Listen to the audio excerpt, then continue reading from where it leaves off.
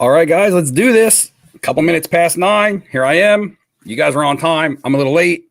Apologize for that. I got to pull it up on my phone, though, right here, and see that I have managed to already get one dislike before the live stream even starts. The things that people will go out of their way to do just to be a certain way, I guess. So that's going to lead off this live stream really quickly before we get into the sports and everything. I did a live drive on like my first day going back to work after vacation. And it's funny because I get the feeling that people often comment on my stuff before they watch all of it. I talked about modern basketball, certain players getting hot, certain players being cold, things like that. I ended that live drive with saying you should be safe and buy some of the Hall of Famers, things like that. Don't gamble on a lot of young players right now, especially with their peaks up and things like that. I got a comment. Now, this comment was removed by the person who made the comment. And the comment was just calling me a bunch of names. I mean, I even think one of the names they called me was a pig. So, yeah, that's like not very creative. But anyway, they were like, don't listen to this guy. Don't listen to this, whatever, talking about modern basketball and stuff. I then realized that this person removed their own comment because they probably ended up watching the live stream through to the end and then was like, oh, crap. Everything that I just said in my comment, he said at the end of his video. And now I've blasted him for no reason. What they don't know is that as a YouTube content creator, you still see their comments that they remove. So I still saw that comment that was put up there, even though it was removed by them before anybody else could see it or anything like that. So it's just funny, that people would go to such extremities and allow themselves to get worked up to that point. Anyway, that's not why we're here to be negative. We're here to have fun, talk about the hobby, talk about sports. News out today. I think some of the Green Bay Packers are going through COVID protocol. I see where Brian, let's get some shout outs. See where Brian is talking about the Cardinals going to have cheese. I know Brian is a Cardinals fan, and now you might get a Packers team that could be less than healthy. We'll see. What's up, Bradley? I think Bradley is my Tyler Hero is a 0 guy. Right now, for me, Tyler Hero is 0s with a 1 in front because I'm doing really well off his stuff. I had 5 packages go out in the mail this morning, had to be dropped off while I was at work. Actually, my wife dropped them off for me. I got them all packaged up. And I believe 4 of those 5 were Tyler Hero cards, and one of them was a John Morant. And then while I was at work on my slabs, another one of my Tyler Heroes, another John Morant, and a Mohamed Salah soccer card of all people sold. Now, apparently, Liverpool lit up Man U this weekend, 5-0. Salah's leading the Premier League with 10 goals. He had a hat trick in that game. So, of course, some of his nicer cards are probably going to sell. This was a 2018 Prism World Cup Hyper Prism PSA 10. It's got a pop of 5. I bought it way back for like $8, graded it for like $12. Sold it today for $220. So it did well on a soccer card that I've actually been sitting on for a while. In fact, it's still in my box because I just got home from work. And like I said, that card sold while I was at work. So I got to get it out here. I got to get it out and get it ready to be shipped. And I actually have a laser, a mojo, and a silver that I haven't listed. But I have the hyper listed. So I guess maybe I should go ahead and list the others. There it is. The Salah Hyper Prism PSA 10. I bought a silver, a laser, a mojo, and they're all right here. Bought this entire lot back in the day before soccer cards were popular, and I like Salah. And it was a silver, a mojo, a laser, and a hyper. And I got the lot for $47. A little bit more than $10 a card. And I graded all of them, and I got 2 10s and 2 9s. I just made all my money back plus on just the hyper. And if his stuff is hot, then I'll go ahead and my slab the rest of them. See if I can go ahead and get those sold off since I've been sitting on them for a while. And I like him as a player. I like him a lot. But I have this really nice sticker rookie of him. These are only printed in like Serbia. This is a BGS 9. There's like less than a pop of 3, I think, on this. at the time. No, there's no market comps or anything on it. So I just keep this one for myself, and I'll sell off this Prism stuff. Business 124, Steven. Business 124 still rocking the Dan Marino rookie iconic card. Talatiga Ulafale, I'm so quick on the trigger with that now. Speaking of trigger, where is he at? Prodigy, what's up? Bravo, so long for the journey. GSCI, Global Sports Card Investor. Doodad. Jason, what's up? Let's see. Michael Ham, what's going on? The Red Baron with popcorn and red solo cup. Merle's World in the house. Blackbeard cards. I thought Blackbeard was talking to me for a second. I could change my name to something, but this beard is already getting annoying. I think it's not going to last very much longer. It's just, Yam Wax, what's going on? I've been talking to Yam Wax. All right, guys, check this out. All this mail came today while I was at work. So I have an envelope. I know what's in that. I don't know what's in here. I mean, I know what some of this stuff is, but I don't know what's in each individual package. This one here, a little box, and a big box. I know what's in the big box, and I know what's in the envelope. But out of all these packages and all these items that I have, and there's 4 items in that big box, I think one of these is a sports card. One of these is a sports card, and the rest is stuff that I like from my personal collection, odds and ends, oddball cards, outside the box stuff, the stuff that Yamwax likes. Adam, I saw your comment, and then it skipped by. Adam Griffith, what's up? Your wife likes my beard. Ellen Ambrose, what's going on? Trigger is in the hizzy. There he is. Jordan, what's going on? Jordan, I got back from vacation, and my t-shirt person has the t-shirt ready, so I got to get it out to you. Sorry, I can't. Sorry if it doesn't make it in time for your local card show. Yes, Joel, I checked the box score on that Celtics game before I went live. Tatum was at 34 points, finally pouring in some buckets. Jaylen Brown was back, so I guess his injury wasn't too much. And,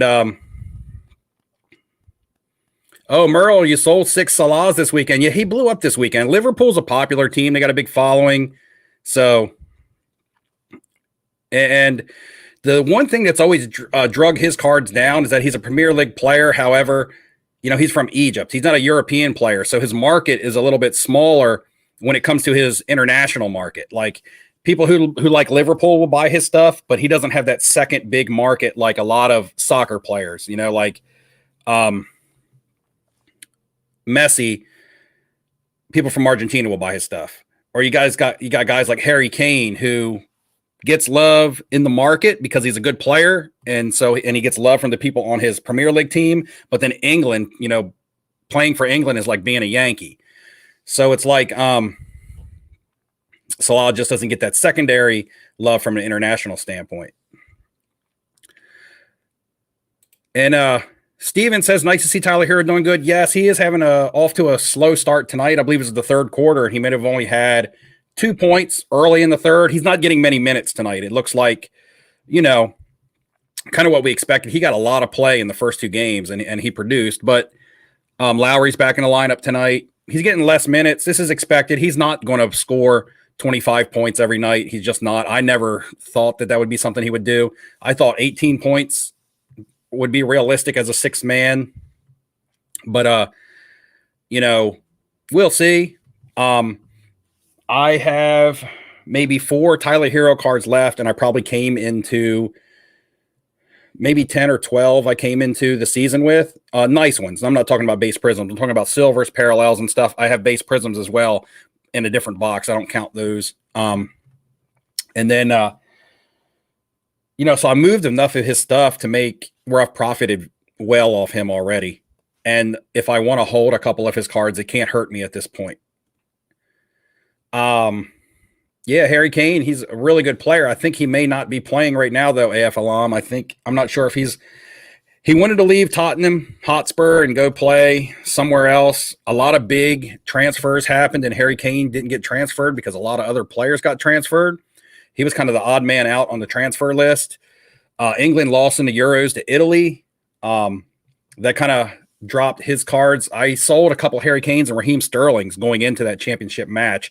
I just didn't want to risk holding them through the match, and they lost. So, you know,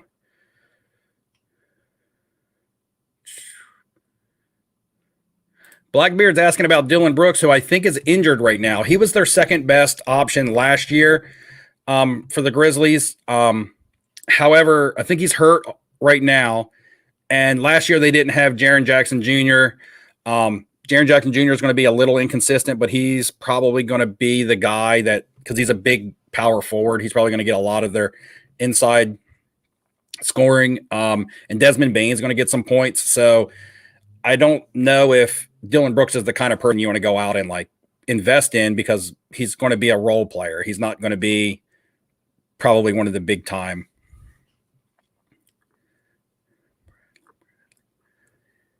Let's see. Ellen Ambrose asking if I like De'Aaron Fox. I like him if he gets traded. I don't like him in Sacramento. I don't like anybody in Sacramento, really. Tyrese Halliburton's off to a slow start after a good rookie season. I mean, I say slow start. We're only like 2 games in, so anything can happen. De'Aaron Fox, he scores a lot of points, but he takes a lot of shots. He's just kind of in a out there in limbo in Sacramento. And, you know, drafting Marvin Bagley, he's coming off the bench now. He's not even a starter for that team. And that was a guy that I wasn't touching with a 10-foot pole like ever. He's like one of the Marvin Bagley Jr. was one of the guys that I was really off of last year. And there were some people that I was off of that I should have maybe bought. And there were some people that I bought that I shouldn't have. Kobe White comes to mind. Yes, I bought some Kobe White cards last year. As of right now, there's nothing I can do with them. So I hit and I miss. I hit on Tyler Hero. I missed on Kobe White. Thank God I only bought 3 Kobe Whites, and most of my money is in Hero stuff. But it's just what happens. SCA, what's up? What's up, Dakota? How you doing, man? Lakers team looking like a 70s band on their 15th farewell tour. Yeah, they did get a win last night over the Grizzlies, who look good because John Morant's so good. But can John Morant keep that up night after night after night with not a little help, with not that much help? And, you know, the guy who I think should be, you know, chipping in quite a bit is Triple J. And last night he just was not efficient in that game. He only scored like 12 points. He only made like 3 shots out of maybe 15. I mean, he just was very bad from the field. And the Lakers won that game, I think, by 1 point. So, you know, if Jaren Jackson Jr. even chips in a little bit, the Grizzlies come away with a win. But that's basketball. Sometimes you're hot, sometimes you're not. Let's see. Jonas, be patient on Mahomes dip. Has a lot more room to go down. That team is a mess. Yeah, team's bad. Here's the thing. I'll give my take on Mahomes is that the market / buyers / whoever's buying his cards, whether it's a collector waiting to buy or an investor waiting to buy or a flipper, whatever. I mean, it's all whatever. Whoever, if someone is waiting to buy Mahomes, they're not going to let him fall below a certain price. We saw this with Zion Williamson, base Prism rookies, base Prism PSA 10s. That card, you know, was almost $1,000, and it was just overpriced. Everybody knew it was just overpriced. Massive print runs, not a hard card to find, very liquid but overpriced. That card came down and down and down and down and kept falling, and people were saying, when he gets to a certain price is when I buy. Well, that number was right around $400. And when that card hit $400, regardless of supply and demand, it just never fell any lower. Either people refused to sell lower or people wouldn't allow it to fall any lower. What I mean by that is that once it hits $500 and people start buying and buying and buying, it creates that floor to where people buying at $400 just aren't going to let them fall through the cracks any cheaper. And that card, you know, then it just sits there. And you can see that with Patrick Mahomes cards where there's not as much print run. and they're tougher grades, especially on his prisms. And that card is a much higher dollar card, but you're going to see where it establishes a baseline where buyers refuse it to fall below. And you're going to have the problem with people who have those cards not even wanting to put them on the market. So even though there may be supply, you might look in a pop report and say, okay, the pop report said there's 5,000 PSA 9s. I don't know if that's the number. I'm just using that as an example. That doesn't mean that there's 5,000 PSA 9s on the market. Maybe only 1,000 of those are on the market, spread throughout various platforms. Maybe not even that many. So even though the supply is big, it's what people are also willing to sell. If the cards never hit the market, then what's there to buy is what's there to buy. And so it then creates also a supply issue, because even though they're out there, they're not for sale. So again, there will be a meeting point of people not wanting to sell because they're either in too high, or this card is a bounce back candidate. I mean, by no means does anybody really think Mahomes' career is over and he's never going to play at, Pro Bowl caliber football again. I mean, a lot of people, I don't think there's many people out there that believe that. He's having a bad season. The team's not doing very good. He took a hard shot yesterday. But all it takes is 2 or 3 games for him to come out and be a monster, and then people will forget about these last couple weeks. So those people that are thinking, okay, he's just gonna bounce back and play well, they're not going to sell. They're either in too high and they're not going to want to take a loss, because it's not worth taking a loss on a player that still has Hall of Fame potential, and they're just in a holding pattern. So it's going to create. It's not like a flooded massive amount of supply of people dumping Patrick Mahomes is going to hit the market. I just don't see that. Will it take a dip? Yes. Will it crash? No. And I spent a lot of time on that comment, so I miss a lot of, let's see, Grizzly Steve, Dakota talking about the Mavs roster being bad. There's a couple players coming back. I really look for a couple players to be moved this year. I really do. In my 10 crazy predictions that I was just having fun with, I was on vacation, I talked about a couple players that I thought could be moved. The Celtics need a guard. Let's put that out there. They traded Kemba Walker, and Marcus Smart is like their starting guard. He's not a scorer. No, they don't necessarily need a scorer, but he's not even really a facilitator. They have Tatum, they have Brown, but sometimes Brown is out of the lineup, sometimes Tatum out of the lineup. You need a third piece and on the outside, because Brown and Tatum are mainly going to play in the forward positions. Brown might slide to shooting guard every now and then, but bringing in, and I don't know I don't know which guard is the right fit. All right, you can look at it from this standpoint and say Ben Simmons, and I know nobody wants to talk about Ben Simmons. I don't like Ben Simmons, but he gives you a defensive need. You're not going to ask him to shoot. You're not going to need him to shoot. You're just going to need him to facilitate and play defense. And he can do that better than Marcus Smart, who's not a bad player, but he's more of a role player to me. And then, or a guard like Colin Sexton, but then is Colin Sexton or even a De'Aaron Fox, who we were talking about earlier, are these guys too ball dominant? When you already have 2 ball dominant players like Brown and Tatum, just bringing in a Sexton or De'Aaron Fox, even though you need a guard, are they the type of guard that you need? Lonzo Ball would have been a perfect fit for the Celtics. And, you can compare the Bulls to the Celtics as far as their front court scoring, whether Zach LaVine's playing shooting guard or small forward, he's going to score. And then you bring in DeMar DeRozan to score. You got a big man that can score, and Vucevic. Ball is not there to score. He's there to facilitate and play defense. But he's a good guard that can do that. That's what the Celtics need. So I don't know if they go out and get a prolific guy that can score like a Sexton, or they bring in a guy that can be an all-star caliber player if need be, but doesn't need to be like a Ben Simmons. I don't know. What are your guys' thoughts on that? I'm a Celtics fan, so I like talking about that. And then Pascal Siakam's another one. I think he's a perfect fit for the Nets. The Nets are getting torched on the inside. They got no inside defense, really no inside scoring after moving Jared Allen to Cleveland last year. That was a bad mistake. And I just think Pascal Siakam would fit right in. He's already played with Kawhi. He could go play with Durant and Harden. And I mean, even if it was like the trade involved Kyrie, because Kyle Lowry's gone, take a guard, take Lowry off the Nets' hands to Toronto and bring in somebody like Spicy P to play the inside, because that's what you need. Let's see. The Mavs, I know they got a new head coach. I don't know if the GM was part of that as well or not, Triggerfinger.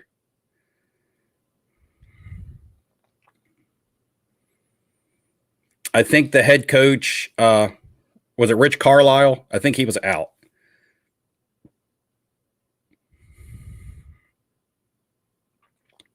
Let me see. I got all the way to the bottom, guys, so I might have skipped. Yeah, Dakota thinks Simmons might make sense. I don't know.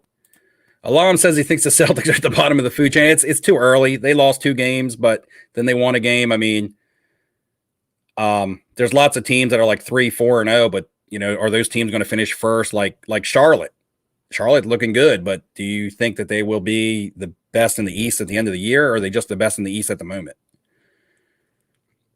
Lots of moves to be made, and a lot of your players really take a little while to get going. Like Tatum had bad 2 like opening games, then had a good game in the win, and then is blowing it up tonight. They were winning. I don't know what they're doing now. Jonas got the Bengals. Bengals are legit. Yeah, Joe Burrow looks good. The offense looks good. I didn't like the drafting of Jamar Chase. I felt like they should have went offensive tackle, but I'm not a personnel director or anything for the Bengals. I think in the long run, they probably still would have should have went offensive tackle. Chase has looked good and has been like rookie of the year type material, but I just felt like the injury that Burrow was coming off of, he got that injury because he wasn't protected to begin with, and then you don't go out and get him any protection. I believe against teams with better pass rush, the Baltimore defense really hasn't been, the Baltimore defense has like this baked in, they're going to be good because they're the Baltimore Ravens type vibe about them, but they're just not as good as they used to be. But still not taking anything away from Burrow, even with lack of pass protection. He's getting it done because he can make plays.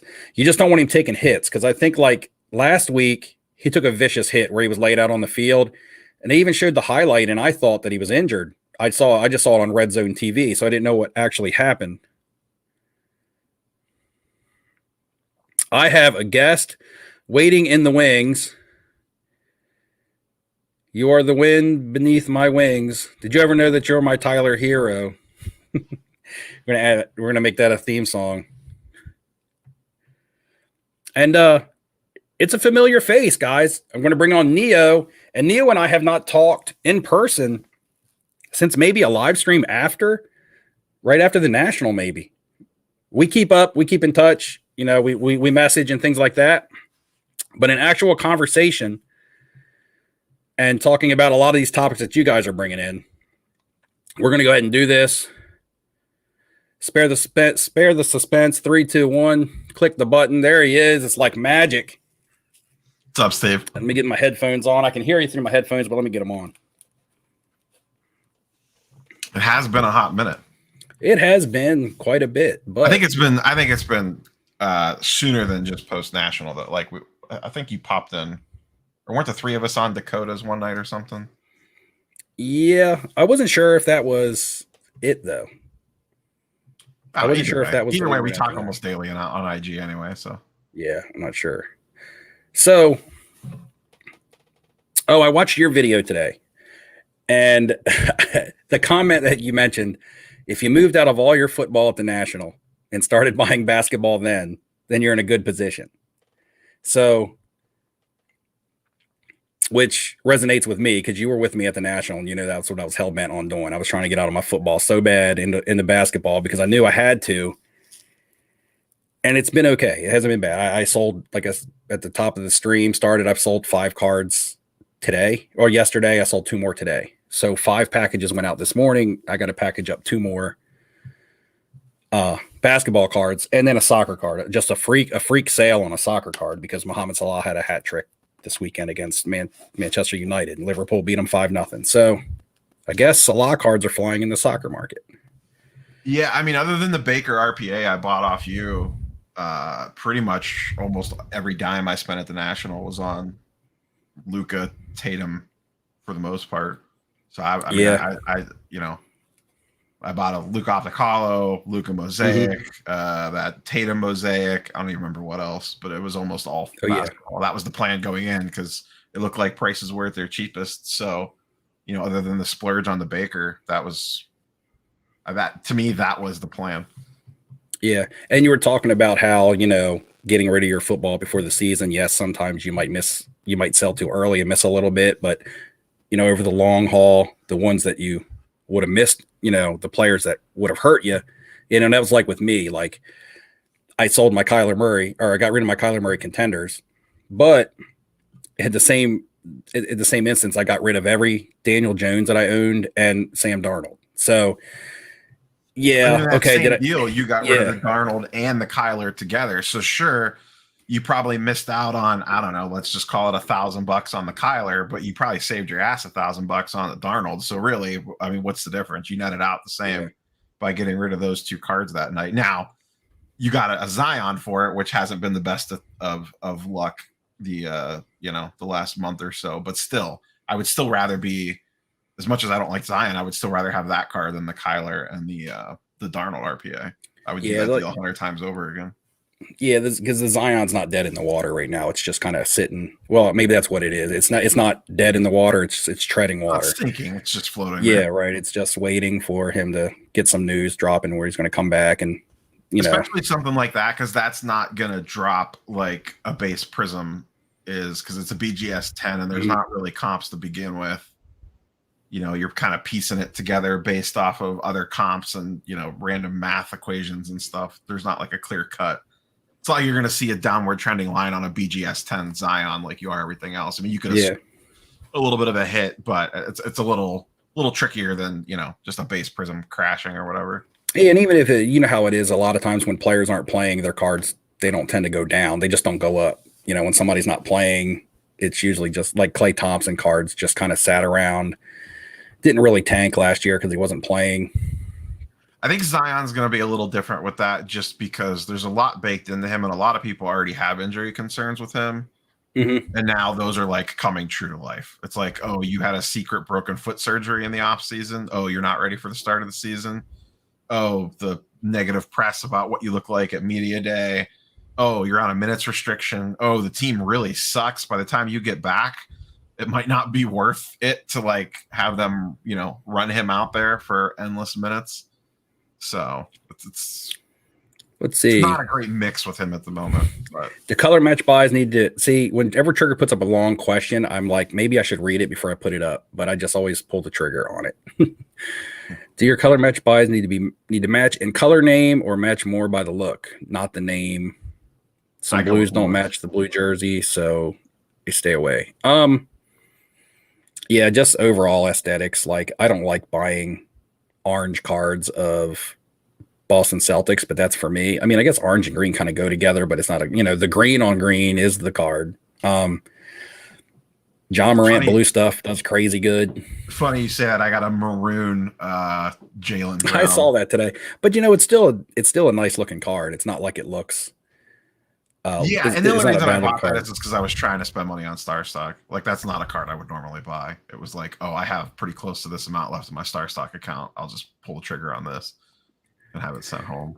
All right, Tow's like, you guys catch card porn post about USPS stealing packages? I did not. I saw the post, but that was after I got off work. I didn't have time to read it. I did hear Dakota talking about some My Slabs. It's and I don't know. Thing. Is it the same thing? Actually had it first. Okay, yeah, he had it like late last night. Yeah, and I listened to Dakotas about it where they had found the local post office. A guy in there was stealing the packages and selling the cards on Facebook Marketplace for like dirt cheap because they didn't know what he had. He was just trying to make some extra cake. Yeah, and I think that was an interesting take about not putting like your business name on your return address so they don't know that it's cards. You know what I mean? I don't know if you caught that part of it. Like the packages the guy was stealing, he was taking because the return address label had a card shop on it. Oh, okay. I didn't know. Like, had like the business name, and like Dakota was saying that his had the same thing, and he was going to remove it. Oh, okay. I mean, if you're just flipping Steve, I guess maybe they might be able to figure that out, but no, mine doesn't. I'm not that fancy either. I kind of talked about this a little bit earlier. I think the Cavs move Colin Sexton because he's in the last year of his rookie contract. Yeah, I mean he'll be restricted, so it's not like it's like they can match anything. Yeah, and here's the he didn't get the extension, but it kind of makes sense because they were really just bidding against themselves. He wanted a max. They weren't going to give him a max. And there's not that many teams that have max money next year. So I think they're willing to just say, go find a max contract and then force our hand on it. Now, that being said, I think if a deal came up that they liked, I don't think they would hesitate to move him. They definitely prefer land over sex. That's not even a question. Oklahoma City. I think Oklahoma City might have the cap. And I don't know why they would want him. I don't either, but I read a little article talking about where they would like to pair Sexton and Shai Gilgeous-Alexander together. Now, I don't know if that makes sense to me. I just read that little. I actually read this while I was on vacation, and I just do a bunch of bullcrap reading when I'm trying to fall asleep. And I read that somewhere that they're a team that has cap and a team that is kind of thinking about experimenting with that. So I don't know though. Yeah, I don't know. It doesn't seem like an Oklahoma City move. They're still 5 years away from being 5 years away. They have a boatload of picks coming, so I don't know why you want Colin Sexton. And I don't even know that Colin Sexton, you kind of run into the same problem that you have now with Sexton and Garland, with Sexton and SGA. Both want the ball in their hands. Both are undersized to play the 1 and the 2, so you're going to have defensive issues. It's the same problem the Cavs have. If anything, I see Thunder flipping SGA for picks at some point in time before I see them adding pieces. Is SGA going to be the best player on that team by the time that team's ready to compete? I don't know, because I don't know when that team's going to be ready to compete. Right. They don't really have any kind of veteran leadership on there. Every team has to have some kind of locker room leadership. And I guess they want to give that team fully to SGA, but I don't know if he's ready for that role. I love SGA. I think he's like a 2B on like a Eastern Conference Finals team or something what I mean? Like a conference finals team. He's not the guy. He might be able to be your second guy if you have a good third guy, or he's like an amazing third guy. Yeah, I like SGA as a scorer and all that, but as veteran type leadership or a locker room guy, he hasn't developed that type of repertoire yet. This is a follow-up question. Baker replacement scenario. Maybe they just run the Wildcat with Ernest, Chubb, and Hunter. Well, Chubb and Hunter both out. I got these guys in fantasy leagues, and they're out. I think Chubb practiced today. Okay, I got him coming back in another. I'm doing really good in 2 fantasy leagues, pretty good in 1, and then the league that I'm in with you, my team is crap. I lost this week, but I'm 3 players on bye and 2 players hurt. I'm like the gimme win of the season. I think I beat 1 person, so I'm not gonna, I'm not gonna put up the goose egg, but a lot of people don't balling out tonight. Tatum's gonna go for a 40 burger. He was at 34. I don't know what they're in overtime. Is Trae Young Boston 30 in the 4th quarter. Giannis almost had a triple-double. Oh, I didn't catch any of the scores from that. Bucks I was just scrolling through the box scores real quick. Let's see. Pull here. Shut up, Dakota. Keenum was solid. He was exactly what I thought he was going to be for the Browns. There's a lot going on tonight. I got Monday Night Football on one screen. I got the Cavs game. They're playing the Nuggets on another screen, watching Evan Mobley just terrorize people. I got you on one screen. I got your chat on another screen. I got the PWCC auctions on another screen because I'm in on some stuff on that. I'm in on an eBay auction. Just one card. There's a I bought a lot. monster Luca, but it's already it jumped way past what I was willing to spend on it. I knew that it was going to. It's like a ridiculously huge card. Blackbeard asks, when are we looking at Jamal Murray? I think a better question is like not when, but when and if or whatever, because I don't know, Jamal Murray, if he was to be on my radar, it'd be now. The best time to buy him is now. But this stuff's not that cheap in the grand scheme. Yeah. I think you were talking. I think you commented on one of my videos. Like you could get, this was before the season started. Oh yeah. You're like, you can get Jaylen Brown cheaper in the same card on like a Optic Hollow. You could. That's probably still the case actually, because I think Murray was like $800, and I don't even think Brown's has hit 500 yet, or it's right around 500. Oh, by the way, the John Moran Optic Hollow sold today. I saw. I was looking at the MySlab sold listings. Yeah. I just, I was up close to 200 on it after fees and everything. So, and it went on MySlab. So I was, get out of it. I sold that fast break probably about a week too soon, but I bought it for 550 and sold it 6 days later for 725. Like, yeah, if I would have held it another couple days, maybe I would have been a little better off, but I'm not going to complain about like $170 profit in like 3 days. Yeah, that's what I did. I was up a little over 200 on it after the fees. I sold the Select Silver. I was up a little over 150 on that one after the fees. And I'm just feeling like right now, after a 40-point game against the Lakers, even though they didn't win, in a lot of people's eyes, that is a win. And for a young team like that, I think I'll have an opportunity. You know how the waves of this work. If I want that card back, it'll probably be $700 again in December. So, Yeah, Ja's the one guy I'll like. I mean, Ja, Luka, Tatum, and Trey are kind of the guys that I'm willing to like ride the waves with to a degree. Like I have stuff I'll move off of them, and like other stuff that I kind of have set to the side. Like I have Tatum, I would move, but then like I have this Tatum checkerboard that I'm probably not going to move for a while, unless the right deal came along. But I have tons of other Tatum that I can move in and out of. Theodore, Willie Mays, you don't have to look up his box score. You can't go wrong. Willie Mays is expensive, Theodore. I've been trying. I bought an auto rookie, or not a rookie, but I bought an auto of him in Philly. I think you've seen that. I like vintage stuff, but Willie Mays is expensive. Man, I've tried. Refractor kick. That's my vintage. I've tried. Yeah, the Jaylen Brown Optic Hollow. I'm trying to probably move that. Here. Just had a chipped home from Star Stock. So I have a couple packages here, and this is going to be totally off of anything that you buy, because you know that I go for oddball stuff. I PC some weird stuff. This is probably music cards and Marvel stickers. I think there's a Marvel card in here somewhere. Where's my boy Charles at? I got some music stuff in here. There is a basketball card. So Marvel, music, basketball, and there might be a 1900 Ogden's cigarettes card in here somewhere. I guess we'll open. I know what this one is, so we'll open this first. Just this little envelope. I think I'm gonna get outbid on everything that I want to bet on.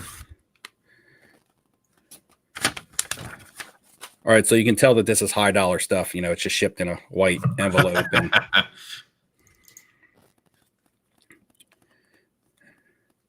it's got a hockey card for protection. They should have used the goalie.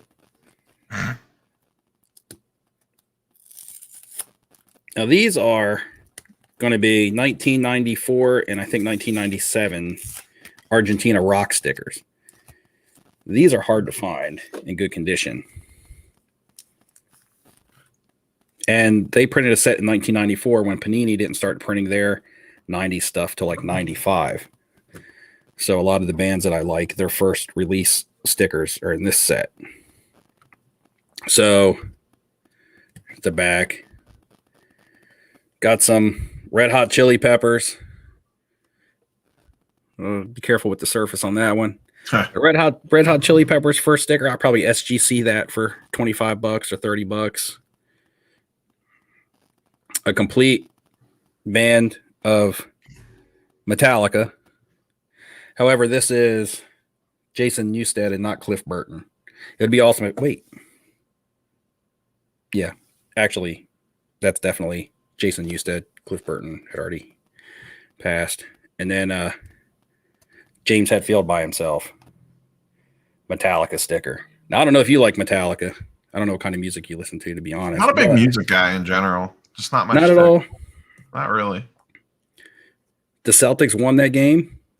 Yeah. So they beat. Like 10 that was against Charlotte, right? Yeah.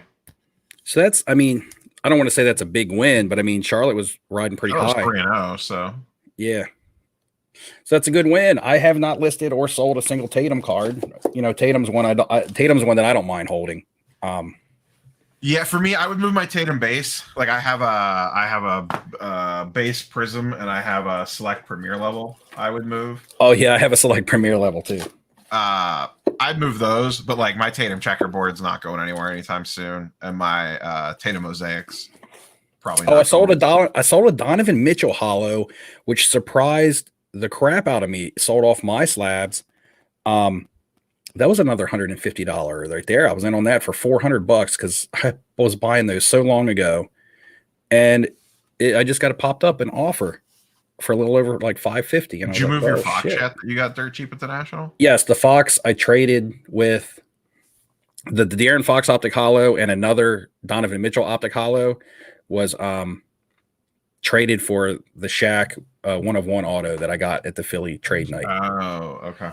But I still have 2 purple and 1 holo of Donovan Mitchell because I had 3 holos. 1 I traded and 1 I just sold. So I still have 3 nice Donovan Mitchells. You almost have to hold him to the playoffs because he just never gets regular season buzz. Yeah, he hasn't even done that much yet. TheCardDeal.com, what's up, man? If it's a PC card, wait for PSA to open all service levels. I could. I mean, it's a PC, but with it being a PC card, I mean, I think that's what makes it easier to send to SGC because I actually kind of like SGC. Yeah, you like the SGC slabs, so. Yeah, I like the slabs on some stuff. I mean, some stuff I intentionally graded with SGC just by the look. There's a card right here, and now I might try to sell this card because these things are starting to go for a lot of money. And I couldn't imagine this looking any better in a PSA slab, but I would get more money for it. The Black Widow Precious Metal Gems. Oh yeah, it looks nice. And you know, even though this is the one that's out of 100, and then there's a blue that's out of 50, and a green that's like out of 10. This is, if there was a color match in in Marvel cards, the red would be the match for her. Just That's like 2015 or 2013. This is 2015. I know a raw one just sold a little over 300, but actually, I would rather buy an 8 on those cards than a raw because those things are tough to grade. 8's decent grade. An 8's almost like a 9. Yeah, those you're not grades getting are a tough. 10. I mean, 10s are unicorns on PMGs, especially those ones. The edges are so terrible on those. So are you in baseball buy mode yet, or what? I have been looking, and I've only bought a couple cards. Like I only bought a couple Bobby Witts, but I've been looking. I almost bought a couple Jason Dominguez cards, and then I sat back for a couple days, and then they got bought. And I was like, shit. I'm kicking myself on there was a Tatis Bowman Chrome Auto on the PWCC auctions last night that went way too cheap. I just didn't pull the trigger fast enough to get in before the extended bidding started. So oh, nice. So I missed that. You may have said it. I guess Brown put up 30 also. It looked like Brown was off to a slow start there. I was just cruising the box scores, and they were just showing me the high scoring guys. Let's go. I think they need I mean, you mentioned it earlier. I feel like they're a player short to be a legit title contender. Yeah, they need a piece.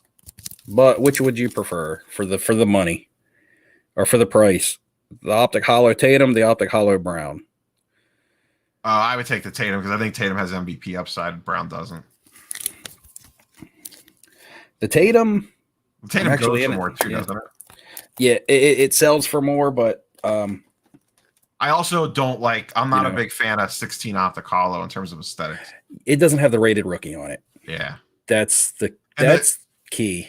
I noticed because I got this Jalen today in the mail from Star Stock. It's kind of almost. I don't want to say it's hard to tell it's a holo, but it doesn't pop the same way that 18 does. To me, 18 is the best designed optic. Yeah, 18 looks nice. I sold my So does Tyler 19 Hero actually. optic hollow. I mean, the Zion picture sucks on 19, but the jaw looks pretty good. I got two shitty 18 and 19 optic hollows, specifically 18. Like the Luca optic hollow, I think is his best looking card.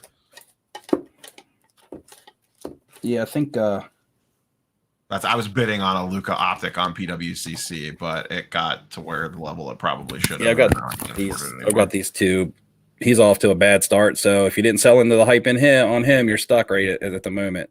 KPJ. Yeah, I just sold a Silver Prism a week ago on him that I got back from Card Collector 2.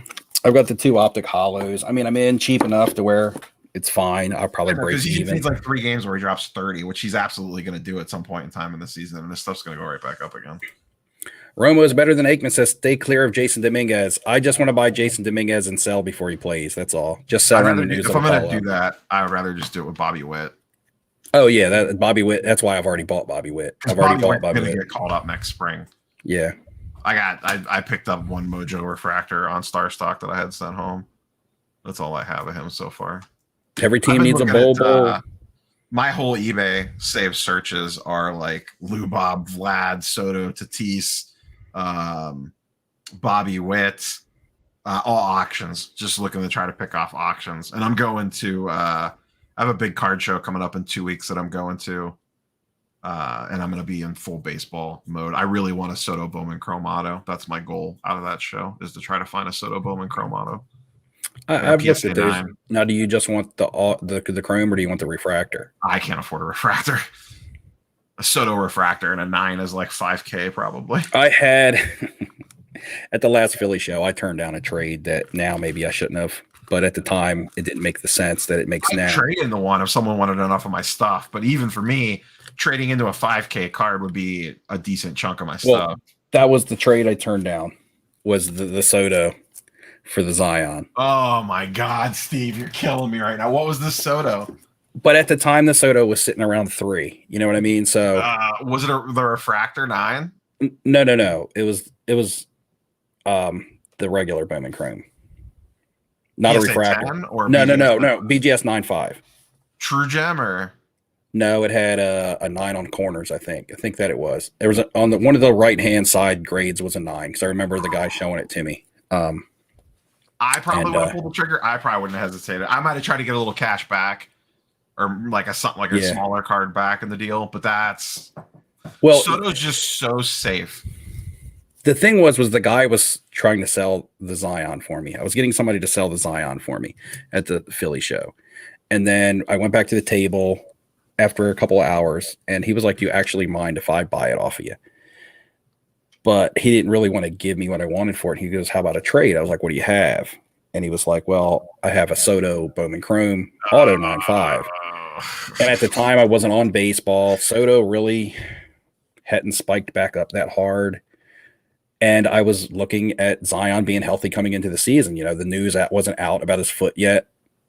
So, you know, my plan was to move this Zion at about 4K, maybe come into the season. And at the time, the Soto was only sitting at about 3,300, something like that. And I was just like, it doesn't make sense. It makes sense now, hindsight being 2020, because Soto has come up and Zion has come down.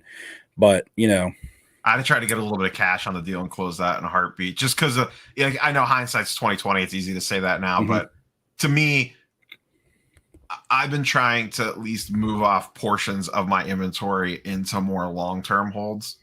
And to me, the Soto Bowman Chrome is the ultimate. Like, if I flip it, cool. But if I don't flip that thing, I'm perfectly fine just setting that thing to the side and forgetting about it. He's 23 years old, almost won another. He might still win the MVP this year. We don't know yet. Like, it could happen. Already has a World Series ring. Already has a batting title. Like, yeah, the beast. Oh, I don't need to be convinced on Soto. I know that he's great. Just like Richard says, Soto over Zion 7 days a week. And I might agree with that. I'm just not a huge baseball guy, but I do see tons of future potential and greatness out of Soto. It's just at the time that trade didn't make sense. The timing on it wasn't correct. At least, you know, assessing the values and assessing what was going on. Baseball was ending, basketball was coming in. It just didn't make sense to make that move. And you can always go back and look at the what ifs or what could have beens and what weren'ts and what are's. But, that's just the way that it is. Yeah, that's easier no-brainer for me too, because I'm not a big Zion guy. I don't like. Yeah. I like him as like I would love to go to a game and watch him play. I just don't like him from having money tied up in him perspective. Like I think he's a fun NBA player, absolutely. I just think there's way too much risk. I mean, you're seeing it with us now, like the same shenanigans. Dave says Soto is the Bonds of this generation, but clean, right? Like Bonds before the blow up. Yeah, I know. I get what he's saying. That's another thing. There were some really good deals on Soto pink refractors last night on the PWCC auctions. Not like banging deals, but just like a little under comps on what they're currently going. I'm going to pull this one back up. Thoughts on dates and when we think PSA will see another service level open up. I don't track this kind of stuff because I don't do a lot of the news and reporting and things like that. So what kind of thought do you have on this? I think we see regular open up before the end of the year. My early prediction was October, November. I mean, we're almost through. That would have to be November 1st, so I might miss the window on that. But I 100% think we see regular open up this year. Churning through stuff. What kind of price level do you think they come back to? I think they initially open it at 100, and then if it goes okay, they drop it to 75, or maybe even 50. Yeah, 75 could be doable. I was watching a quick, I don't know if it was a video or a vlog or a YouTube short of Roth cards. He was on a BGS reveal. He had bought today. Yeah, and apparently it only took him like a week to get 3 cards back at $165 turnaround. Now, again, BGS probably there's only certain approved submitters that are getting that rate, and he dropped those off in person. Yeah, that's what I was thinking. I was like, he dropped those off at one of the shows. Oh, yeah, I think ultimately it ends up being around $75 because they're at 150 right now, and they tend to go in halves. But they might start it at 100 to test the waters and then drop it to 75. Look, we have PFD making excuses. It's been you see watching The Sopranos. He sees his wife every day. He sees his wife every day. The Saints, they're not much to look at. It's like, come on, man. Legit 2003, The Sopranos. Steve locked up. Steve's internet. Let's see. Robo Steve.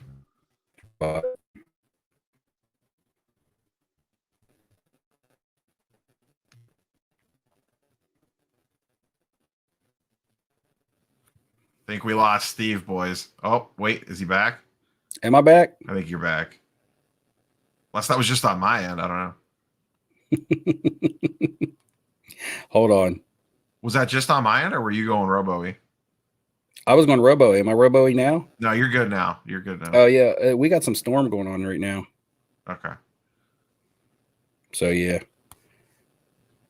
This is the comments I was making about Dustin, man. He hacked your system. He had something happen. He said you talked bad about Kim and your internet went out. Oh, is that? Yeah, see, that's what I just said. All right, let's see. Max Headroom. Michael Ham, you make that reference. I don't know, however many people. Let's see. If you get the Max Headroom reference, like this live stream, hit the like. Watch, my likes will not go up because nobody knows what he's talking about. Is that Lawnmower Man? No, Max Headroom was like he was either Coke or Pepsi commercial back in the day. That's right. Okay. He was a soda commercial. I remember that. But yeah. All right, let's go. So let's open up some more mail. I got all this mail sitting in front of me, man. Now, I want to open it and see what I got. Let's see. Which one? All right. Chat. Should I go with the Manila, the white bubble mailer, or should I go with the cocaine brick here? Which one are we going with? Oh, that's the brick, no question. Yeah, the brick. It's like Kevin Porter Jr. It's all he's doing is shooting bricks. Just kidding. I don't hate Kevin Porter Jr. I just I have his cards. He was getting really talked up by a lot of people, and not you. I know you kind of like him, but you didn't even talk him up. He was just really getting. He's just always the sell the spikes, buy the dips kind of guy. Like you never want to Mhm. hold him for actual long periods of time. Billy Works, what's going on? Look, we're getting all the votes for the Coke brick. I think Roth Cards loves KPJ, doesn't he? I always see him buying and selling Yeah. KPJ stuff. Well, I don't know if he. I know he buys some of it. He's I don't know always if he buying sells and flipping it. I don't stuff. know if he He's just trades liquid. out of it. KPJ is just liquid. Milli Vanilli. I don't have any Milli Vanilli music stickers. That is one that will not find its way into my collection. I missed some big auctions for some nice rock and roll stickers last night, but they were just going so expensive. But which is encouraging to me because when I started buying rock and roll stickers, they were dirt cheap. Like when I bought the Rolling Stone sticker, it was $75. I pulled up my old listing from October from a year ago when I was in Disney World when I bought that to double check my buy, and it was $75. And I just saw a PSA 10 of that go for in an auction that I lost for close to $2,500. And the pop is 2 on the PSA 10, and the pop is only 3 on the PSA 9. So I'm still thinking it's about $1,000 sticker to the right buyer and collector that I bought for $75. We got something here. Look, it's got a cocaine brick. It's wrapped in black. It's all sorts of sketchy stuff. Oh my goodness! Kind of streaming my own. I know, right? I just got back from New Mexico. You don't know what kind of deals I was making down there. And there where they filmed Breaking Bad. I think so. This is a Marvel sticker. Anybody guess what character this is? This is my first Marvel sticker in a PSA 8. Now, I'm going to tell you, this is going to be your hint. It's because PSA 9s and higher are too expensive. That means it's one of the goats. 78 or whatever, or 79. 75. 75. So that means it's one of the Marvel goats. It's because all the 9s and higher Fuchs has. They're just too expensive. So yeah. Anyway, it's Cap. So I got and Cap has 2 stickers in this set. He has a number 1 and a number 2. So this would be his first one. And they all have the corny sayings. I'm a Yankee Doodle dandy. This one says. Those would be so much nicer if they didn't have the corny sayings on it. But you know what? I think the corny sayings is what gives them character. Like, yeah, I get it. But my collection of these is starting to grow. These are all PSA 9s. How big is that set? I don't even know. It's not like I'm trying to complete a complete set or make a complete set. Might as well go for it now. Fire up that PSA set registry. I just buy the ones when I see them in the PSA 9 for a good price. Sometimes they're really expensive. Like the most recent one I got before this one was Angel, or the Angel, which is Archangel before he's Archangel. Before what the X Factor issue where he loses his wings and everything. So yeah. Got another X-Men here. Got Cyclops and a 9. I want to finish up the Fantastic Four. So like I'd like to get some of the teams together. Some of the teams are just too big, and some of the teams change around so much. Like sometimes the Avengers are with other people, and sometimes if you follow the comic books, they bounce all around. Fire up Natty Cards question there. That's a pretty good topic to discuss. Let's see, Natty Cards. I just had it. Any words that the new tax rule? Or are you already taking care of all the, like, are you already tracking all this stuff to begin with? Not to a T. You know, right. Yeah, like I got an idea. And I'm just using QuickBooks. And are you tracking like all platforms? Yeah, you kind of have to. I mean, really, there's only 2 platforms. It's eBay and everything else works through goods and services. So, oh, okay. You know, I mean, like any IG and Facebook deals are going to come in PayPal goods and services. My slabs goes in PayPal goods and services.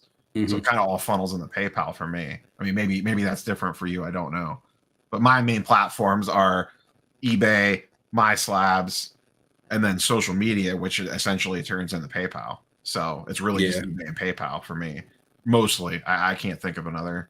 I guess I've had people send me stuff like Zelle every once in a while, but yeah, I've gotten Cash App a couple times. But I don't have Cash App. Yeah. I don't have a lot of those other ones, but they're all affected by it, so it really doesn't matter. I think people are gonna, generally speaking, have to just kind of change the way that they do stuff. But for a lot of people, they were probably already affected by this. Like most people doing cards remotely full time are blowing through 600 transactions and 20K probably. anyway. So they're already dealing with this. In some states, this has been around for a while. Depending on where you live, some people have been dealing with the $600 limit for years now. So it's not like it's new. It's going to be a pain in the butt, but I don't see it like wrecking balling the hobby or anything. Yeah.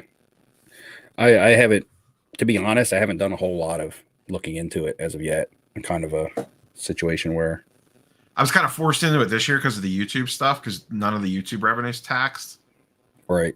So I kind of got forced into like, oh, I need to like keep track of this stuff, and I need to like keep track of like, oh, okay, I drove, whatever it was, 600 miles to the National, and my hotel room cost me this, and you know what I mean, like all that stuff. I bought a new camera, Mm-hmm. Well, I don't hardly make any money on YouTube, so I don't have a whole lot to worry about there. The thing though is though I would think you'd be able to loop all that stuff into one. So even though you're not making like for next year's purposes, you know what I mean? Mm-hmm. Like most of your profits would come from card sales, but you still have the YouTube channel as revenue, so you could still take expenses against that. Yeah.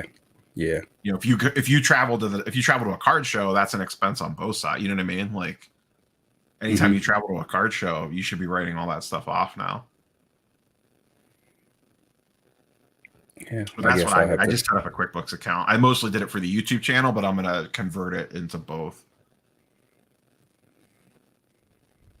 But I don't think it has. Do you think it's going to have like a major effect on how the hobby operates? I do think people are going to get surprised. I think a lot of people that aren't in the know are going to get a little surprised by it. That's a different thing entirely, Toa. Let's see, what are we doing here?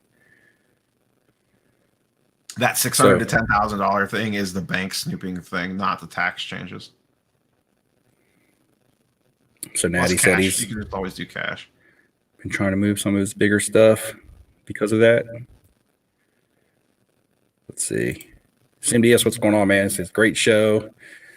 The cards are banging. The set was limited distribution because, let's see. I was talking about Max. Oh, Max Headroom stuff. John's asking if we keep track of a lot of cash transaction as well. I mean, I don't track them. A lot of cash transactions, to be quite honest. Yeah, I mean, the only ones I would have would be like at a show, and I sold a little bit in Philly, but I don't set up and sell. I might sell a card to a dealer or something like that, but I don't sell bulk amounts of cash deals. Most of my cash transactions were the National. It wasn't even so much me selling. It was more me buying or taking like a little bit of cash back in like a trade or something. You know what I mean? Yeah, mine were all pretty much. I mean, I did make a sale with you. I did a lot of trading at the National, actually. Let's see. Someone said John works for the IRS. Yeah, I'm not a dealer, so it's not like I'm set up at a table where I'm getting a bunch of influx of cash.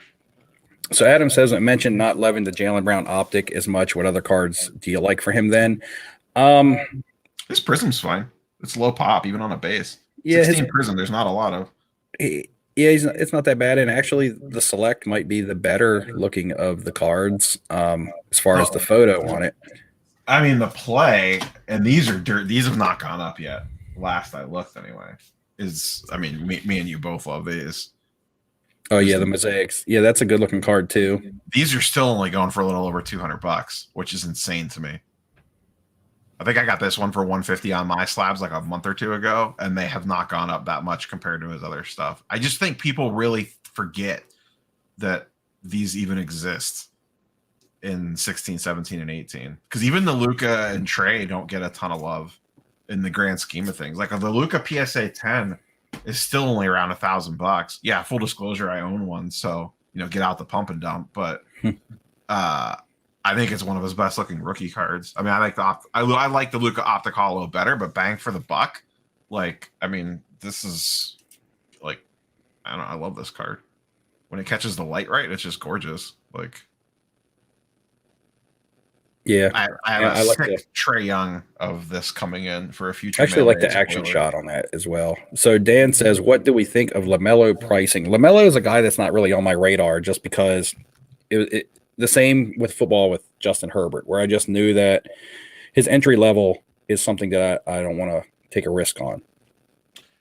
He's a at the fine moment. player. I don't know Yeah. if he's the best player on a championship team. And to your point, I just think his stuff's too expensive. There's just so much built into these rookie prices. Yeah, the entry level stuff, you know, and even with Justin Herbert playing as great as he had, I mean, some of his stuff had gone up, but you know, again, that's kind of a caught up in the moment type deal. If you're not already sitting on it, then, and if you are sitting on it, you probably sell or got it in a break or something. There's also some weird things with LaMelo because of like PSA pop counts and stuff, because of like when that product came out and PSA pricings and shutdowns. So there's like some chicanery with like the pop report's not really the pop report, if that makes sense. Because there's probably, I'm sure there's people sitting on Lonzo based prisms waiting for lower entry options to set up. There is a situation brewing with his silver though. I think there's major centering issues with his silver. If you look at his pop report distribution between LaMelo and Anthony Edwards, it's significantly smaller. There's only 40 LaMelo silver PSA 10 prisms, and there's 200 Anthony Edwards PSA 10 prisms, and there's a shit ton of PSA 8s LaMelos. So there's something going on with that card. It's like the 18 Lamar and the 17 Mahomes silver, where it's like one of those cards that it's going to have deflated pop report because there was like printing issues. John's asking favorite Marvel stickers, cards for people just getting into Marvel. Like I just showed what I like, but see, that's like PC. I'm not buying, you know, are you talking about PC? Because for personal collection, John, that's going to be your own personal preference, what you like to collect. If you're looking from something that you are hoping that you can buy and resell later, and to some extent, everybody's personal collection, people do want it to have value. They do want it to go up in value. I don't think people buy their personal collection cards and be like, I hope my personal collection tanks. But you know, still I buy cards that for my PC that I like to look at. You know, that I don't mind pulling out of the box and thumbing through them every now and then. I like these vintage looking stickers just because you don't see them that much. You know, I collected the early 90s stuff when I was in high school, a lot of the Impel stuff that got really hot. But again, that was a window, open and closed window, because, you know, you had to really time the grading and stuff on that. That stuff actually still sells pretty well. I mean, you're not getting like 2K for it like you were for a hot minute, I mean, like a Spider-Man's still like $300-400 in a PSA 10. Like that's very respectable considering. Yeah, you know, but like if you're sending it in now to get graded, if you're not getting a 10, you're probably hurt. Yeah, you're like a service level away from maybe that becoming a play again. Yeah. But like if you're just looking to get in it to have like fun and like rip some boxes, rip some packs, and you know maybe you got kids or something, I would look at the 91 Series 2 stuff is reasonably priced. I don't know, it's like the best investment in the world, but if you just want to rip some packs and put some sets together, the 93 Series 3 is not bad, and 92 Jim Lee X-Men, if you're an X-Men fan, is gorgeous, and they're not terribly expensive right now. 90 MU boxes are still pricey. Like they're still like $600 to $800 a box, but that other stuff's like maybe $150-200 tops, which sounds expensive, but in cards for a sealed box of something, I guess that's pretty cheap these days. Let's see. Yeah, I had to block somebody. Oh yeah, I see you got a little. You should make if there's anyone in chat that you trust, you can make them admins. I think Michael Ham is. I've had this happen before on some of my live streams. Usually they'll pop in and then you'll get like a few of them in a row and then they'll clean up. Yeah, that's what I did. But it blocked and removed one of the comments, but the other one at 1010, it's saying it's having a hard time refreshing the page, which I don't know why. But well, the problem is the username too. Yeah. Yeah, that's the biggest problem because they didn't. Yeah. The new modern stuff's coming out Marvel-wise is expensive. Like the new Spider-Man metal boxes went to $350 a box, which is insane. Absolutely insane. Let's see here. Sealed wax. I get this question a lot. Do I have sealed wax, but I don't collect sealed wax. If I find some stuff, I often don't open it. I either give it away or I just hang on to it. But I don't go and invest in it and just go say, hey, I'm going to buy a wax box and then put it away in the closet. I don't do that. if I find it hanging on a hanger pack hanging, I might grab it. But that's, pretty much where I sit with wax. I had a really nice collection of 19 wax, and then the pandemic started, and I got bored and ripped it all. The only sealed boxes that I have are Marvel boxes. I have a box of 90 Marvel MU, a box of 91 MU, and 2 boxes of Jim Lee X-Men. That's it. And the only reason those didn't get opened is because PSA prices. The plan was to rip all that stuff and send it in for grading, but that got messed up. Let's see. This could be a tricky question here. Dan says, do we think Acuna takes a hit because the Braves made the series without him? No, I don't think so. The hobby loves Acuna. Yeah, and I don't think anybody here believes that if they had Acuna, they wouldn't have made it. I don't think there's many people saying, "Oh, with Acuna, they're a better team without him." I don't think there's not enough people out there to affect his prices that actually think that. Hey, if they win, he gets the ring, and you could check mark that box off the resume. I've actually been looking to buy him stuff. He's another one that I'm watching auctions on constantly, but yeah, his stuff seems to have hit the floor. It's just not really going down much anymore. But it's kind of like Bryce Harper left the Nationals and they won a World Series. Did they win the World Series because Bryce Harper left? I don't. That's a stretch. They just won the World Series. They got hot at the right time. That's what happens. And, it's better to be hot late than early. Be the team with momentum. And then Bryce Harper, he did take a dip because he went to another team, didn't play well, but then he surged this year because he was putting together an MVP season. So I don't think people realistically think that their teams are better off without their MVP caliber type players. I don't see it swinging Acuna's prices one way or another. I personally think Acuna's at the floor. His base or his 2018 Topps Chrome Refractor PSA 10 has been between $375 and $420 for the last 4 months, it feels like. So L&M Bros, thanks for reminding me. I said I was looking at some Guerrero Jr. stuff. I was looking at some Dominguez stuff. I had bought some Bobby Witt. Luis Robert there was a couple cards I was tracking on my slabs, but I didn't do enough digging to see if they were good deals or not. I just am not I'm the type of, I like baseball, but I'm the type of person that I will probably start buying my football before I start buying baseball again. I think the play for both sports is coming up. Is that a Prism? Yeah, I was looking at an X-Fractor. Yeah, I talked about it in the video that I'm dropping tomorrow for the mail day. I see these baseball auctions. I throw the number that I think would be a pretty good deal to get it at. If the auction ends and I get it. I'm not sweating into the minute because I still think I have plenty of time to buy baseball. And there's an interesting angle that this baseball dip harder if there's labor news that looks negative. You know what I mean? And things take a turn that way. That card reminds me, I was going through a box of raw cards the other day, and I found a card that I had bought at the 2020 Philly show in March before COVID shut everything down. It was the last show I went to. I bought it out, not necessarily a bargain bin, but the guy had a big flashy showcase, and then he had a small grungy showcase with just some raw cards in it. And I bought a Prism refractor like that of Shohei, and for $10, it still had a price tag on the back of it.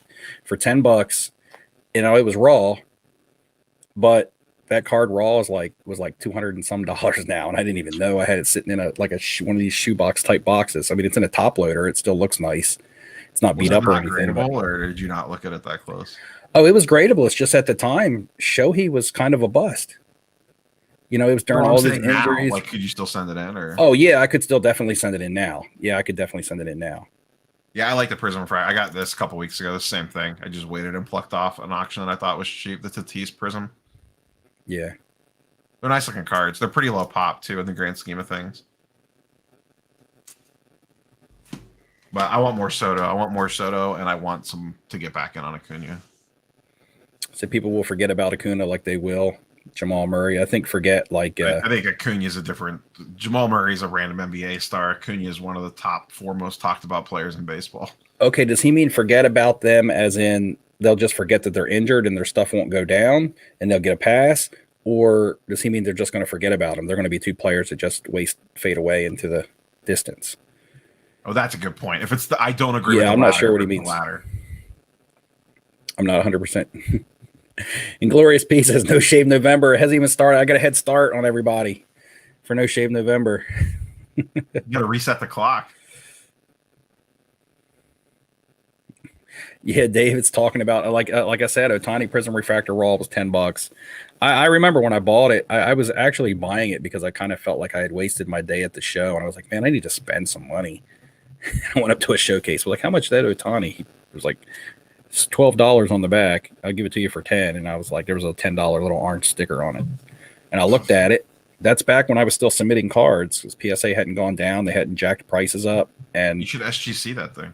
But it just wasn't even a card at the time worth sending in because it was Shohei again. And I haven't really been paying attention to him to see how much his stuff's dipped. Yeah, I haven't either. I know it was going down because I talked about it like in a weekly update, but I haven't like tracked the day-to-day on it to see if it's someone I want to move into on. I think I would just rather be in on the other guys. Okay, let's go ahead and hit this one for L&M Bros. He's been pretty consistent or pretty he's wanting our opinions on any basketball buys that we like. I don't like saying, hey, go buy so-and-so or anything like that. Honestly, is there anybody that I'm buying? I've done a lot of selling. I've been lucky. I got the right guys. I don't now, John Morant. I'm out of John Morant's, but Tyler Heroes. I mean, John Morant, Tyler Hero, and you've done videos all week talking about, your market updates and stuff. Who is liquid right now? Who is seeing the highest sales? And it happens to be two of those guys or two of them. And I'm lucky I was on those guys. I'm not a talent scout or, an evaluator of player performance or anything like that. I saw price points on two players that I thought would have some hype. I didn't necessarily think Tyler Hero would score 27 and 30 points his first two nights out. What I mean? I would try to, maybe find guys that are going off, but cards that haven't moved yet. You know what I mean?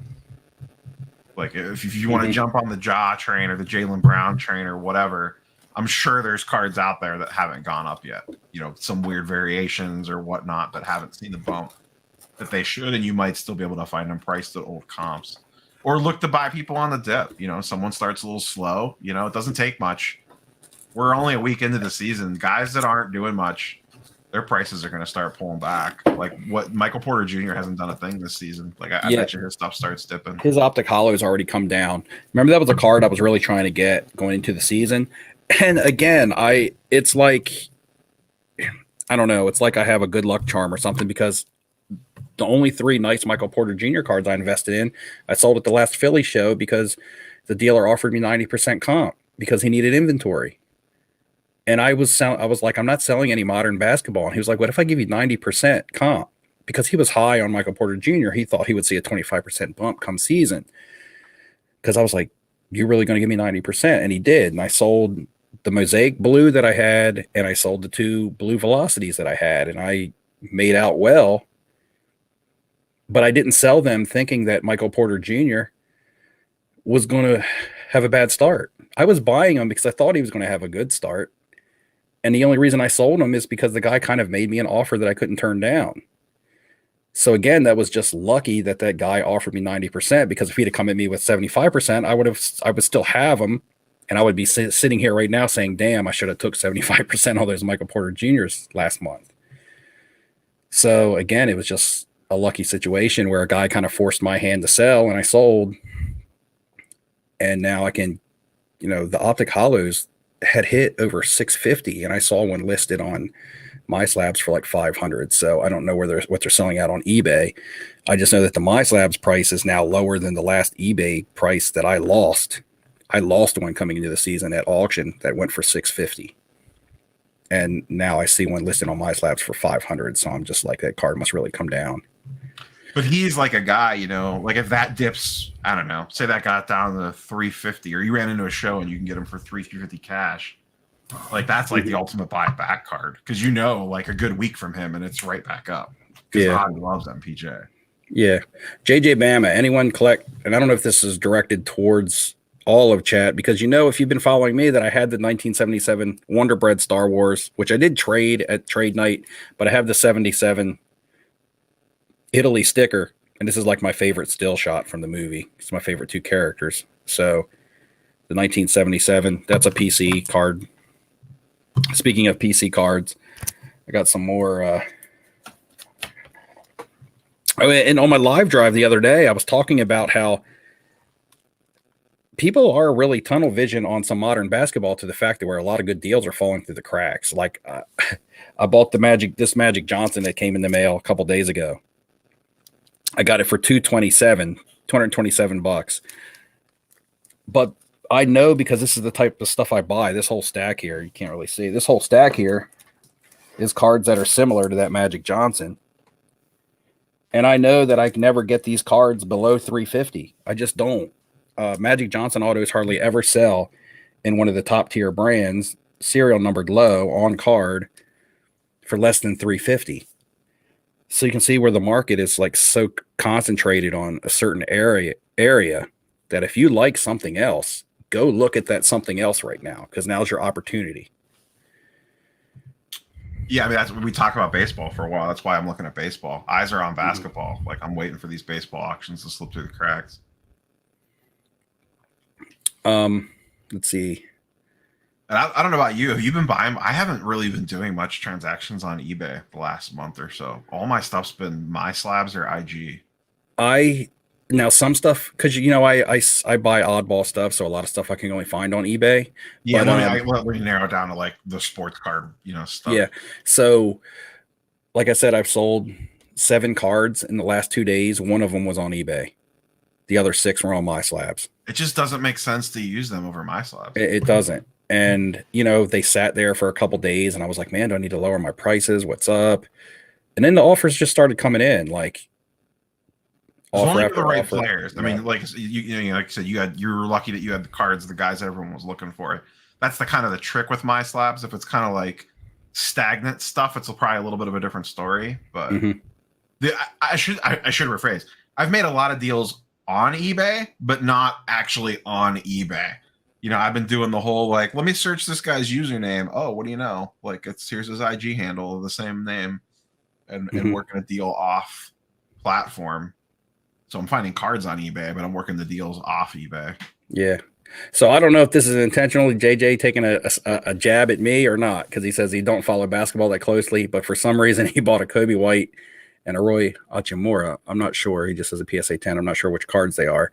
Should he sell or hold? He's taking a jab at me because these are 2 guys that I liked last year. And I've already called myself out and said Kobe White. So did you call yourself out of it? I had the beginning of the stream on. I thought you called I've already said Kobe White was a guy I missed on last year, but still young. I mean, I probably hold, but it all depends. I don't know what you bought and I don't know what you have. Like you just said, you bought 2 cards. Maybe you didn't. You're just remembering something I said and you're trying to take a shot, and that's cool. That's all fun and games. I'm a good sport. And maybe not. Unless you need the cash, I think maybe it's just coincidence. There's not. Yeah. You're selling at the bare bottom. Like, what's the hurt in just holding it a little longer? And well, neither one of them are playing right now. That's the problem. They're both out. Hurt. Yeah, Kobe White's out with injury, and Roy Hachimura is out for personal reasons. I would rather have Rui over Kobe. Yeah, I still like Rui. I mean, when he has played, he has been good, and now that team is kind of like built around a bunch of young guys. I think he's going to get usage. He looked good in the Olympics, and he played for Japan. He didn't have anything around him and still looked pretty good, putting up 19, 20 points in that system. And he'll always have a market. He'll just always have the international appeal. There will always be a collector base for him, even if it's small. Now, Kobe White is a guy that's going to have to come back and is going to have to perform. He doesn't have the intangibles like Roy. That's one of the main reasons I always liked Roy. Job when he comes back. I mean, that's the biggest thing that hurt Kobe White was the fact that they signed so many free agents. Lonzo Ball comes in, DeMar DeRozan comes in, the guys they picked up last year like Vucevic. It's just like, where does he play? It's not necessarily that he's a bad player. It's just, where's he going to get his minutes? Maybe he's a trade piece. I don't know.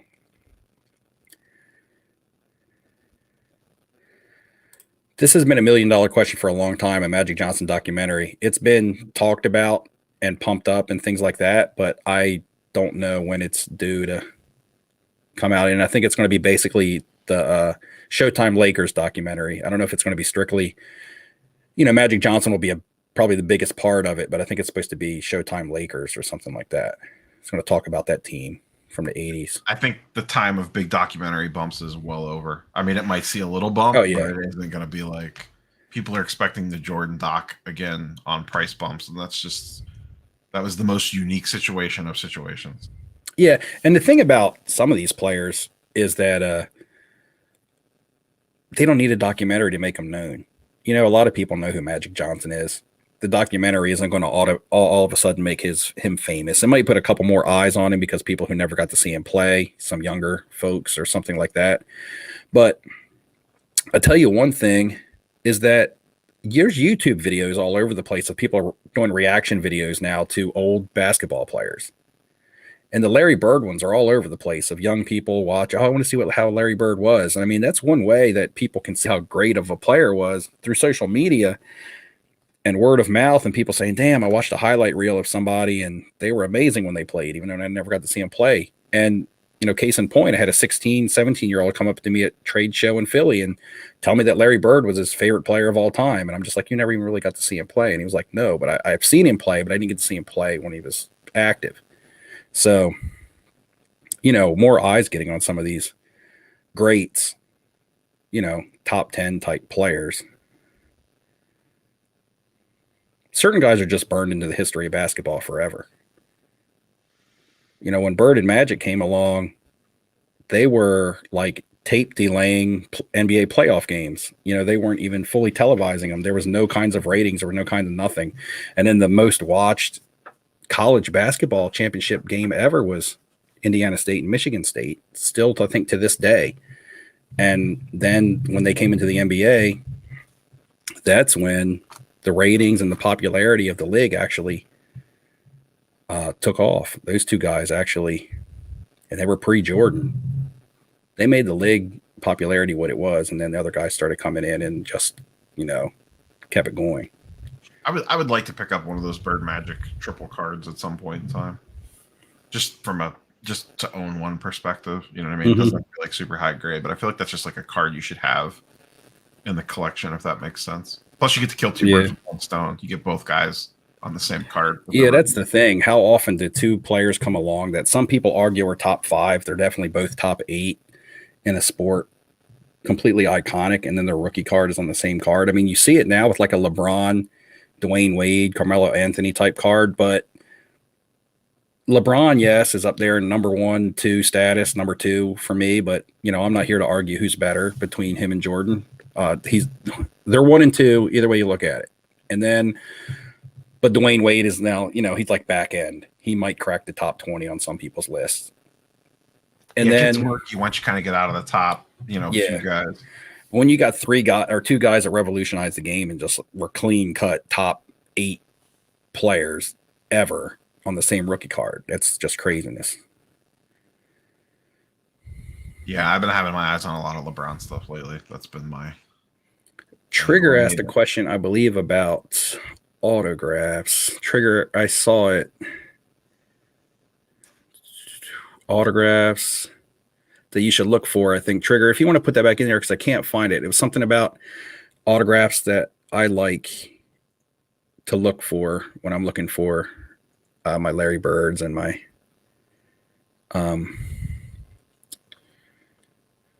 you know, Magic Johnson. Let's see. Inglorious P, I pulled this comment from a while back, hopefully still here. Do y'all think everyone is left who will leave, or are there people leaving the hobby? Basketball seems to be lacking hype. I made a good comment, or I put a comment up on Dakota's last video because he was talking about how he's done with flipping. You know, the flipping really isn't there anymore. And, you know, is it worth the risk for your percentage returns and things like that? And it's just harder. It's definitely harder. It's more performance driven. This was another point that I, you know, was making with him. It's definitely more performance driven. It's gone from hype to performance driven. And when I say hype, I mean like everybody, you know. It was easy to sell any player last year because if somebody couldn't afford the player A, they bought player B. If they couldn't afford player B, player C, player D, and everything was so high, it had a trickle down effect. But again, if you're holding the right guys, and it's starting to become more of a prospecting, which makes it higher risk because everybody's not going to be a successful prospect. And I'm going to put out probably a video on buying and selling / flipping, whatever you want to call it, and how you have to change, how you have to adapt, how the market has changed, and take a different approach to it. You know, nothing sits the same way forever. Yeah, I'd like to. I'm hoping to debate him on that. I'm hoping we could go live, the two of us together, sometime this week. Because I think it's like, if like, whatever, I get being, you know, done with wanting to deal with the ins and outs of flipping. I could see how that you could burn out on that, but like, I think just cherry picking, if all you're doing is buying and selling on eBay, like, I feel like you're kind of doing it wrong, if that makes sense. Like, he's using strictly, you bought it on eBay for this price, and then you're turning it around and selling it on eBay for that price. And there's more to it than that. It's, you know, did you, you know, to use my example, like the Luca Optic Hollows that I've picked up, like, I've only actually paid full boat cash on one of those. Everything else has been cash and partial trade, and then the stuff that I was trading into it, I was into for less than what the current trade value was. You know what I mean? Like, it's not just I buy the jaw for the lowest auction price in the middle of the summer on eBay and then sell it now at auction on eBay and make my, you know, 150 bucks or whatever. But I mean, even to that point though, if you told me that I was going to buy a card and guarantee make 100 to 150 bucks on it in a 3-month time period, like, you do that all day long. Like, that's nothing to sneeze at. That's a 10% return. That's better than most anything else you're going to get money out of. But it is harder. It's for sure harder. And you have to be way smarter about it. And you have to work the angles more. Like, trying not to buy on eBay and pay full boat, and trying to get deals on my slabs and save that extra 10% on my slabs matters now, or doing a cash. It really does. It really does. When I started making a list of, okay, adapting to the flipping market, what is one of the top things right now? And it's the platform. You've got to expand your platforms, because if you resell everything on eBay, people aren't going to want to pay your buy it now price. Your auctions are more than likely going to go low, and you're going to get charged 10% right off the top. And like I said, I've sold one card on eBay this week out of 7. The other 6 went on my slabs. So it's like, and when I looked at my percent return, I was like, I added up what I was in on everything. I added up after fees and shipping and all that, and I was still up on those 7 cards between 35 and 40%. So I was like, I'll take that. This is all basketball that I've been picking up since the National. So that's July to October. Yeah, the holding period is longer now. That is, there is maybe no such thing as a quick flip anymore. Maybe there's medium flip. Maybe that's what we should call it. But 35 to 40% I'll take. And I'm just like, I'm happy with that. I'm not going to be greedy. That's another thing. You cannot be greedy. That's why I sold my John Moran Optic Hollow. That's a card I kind of like to keep. I think he's going to be great. And that card will probably go up some more.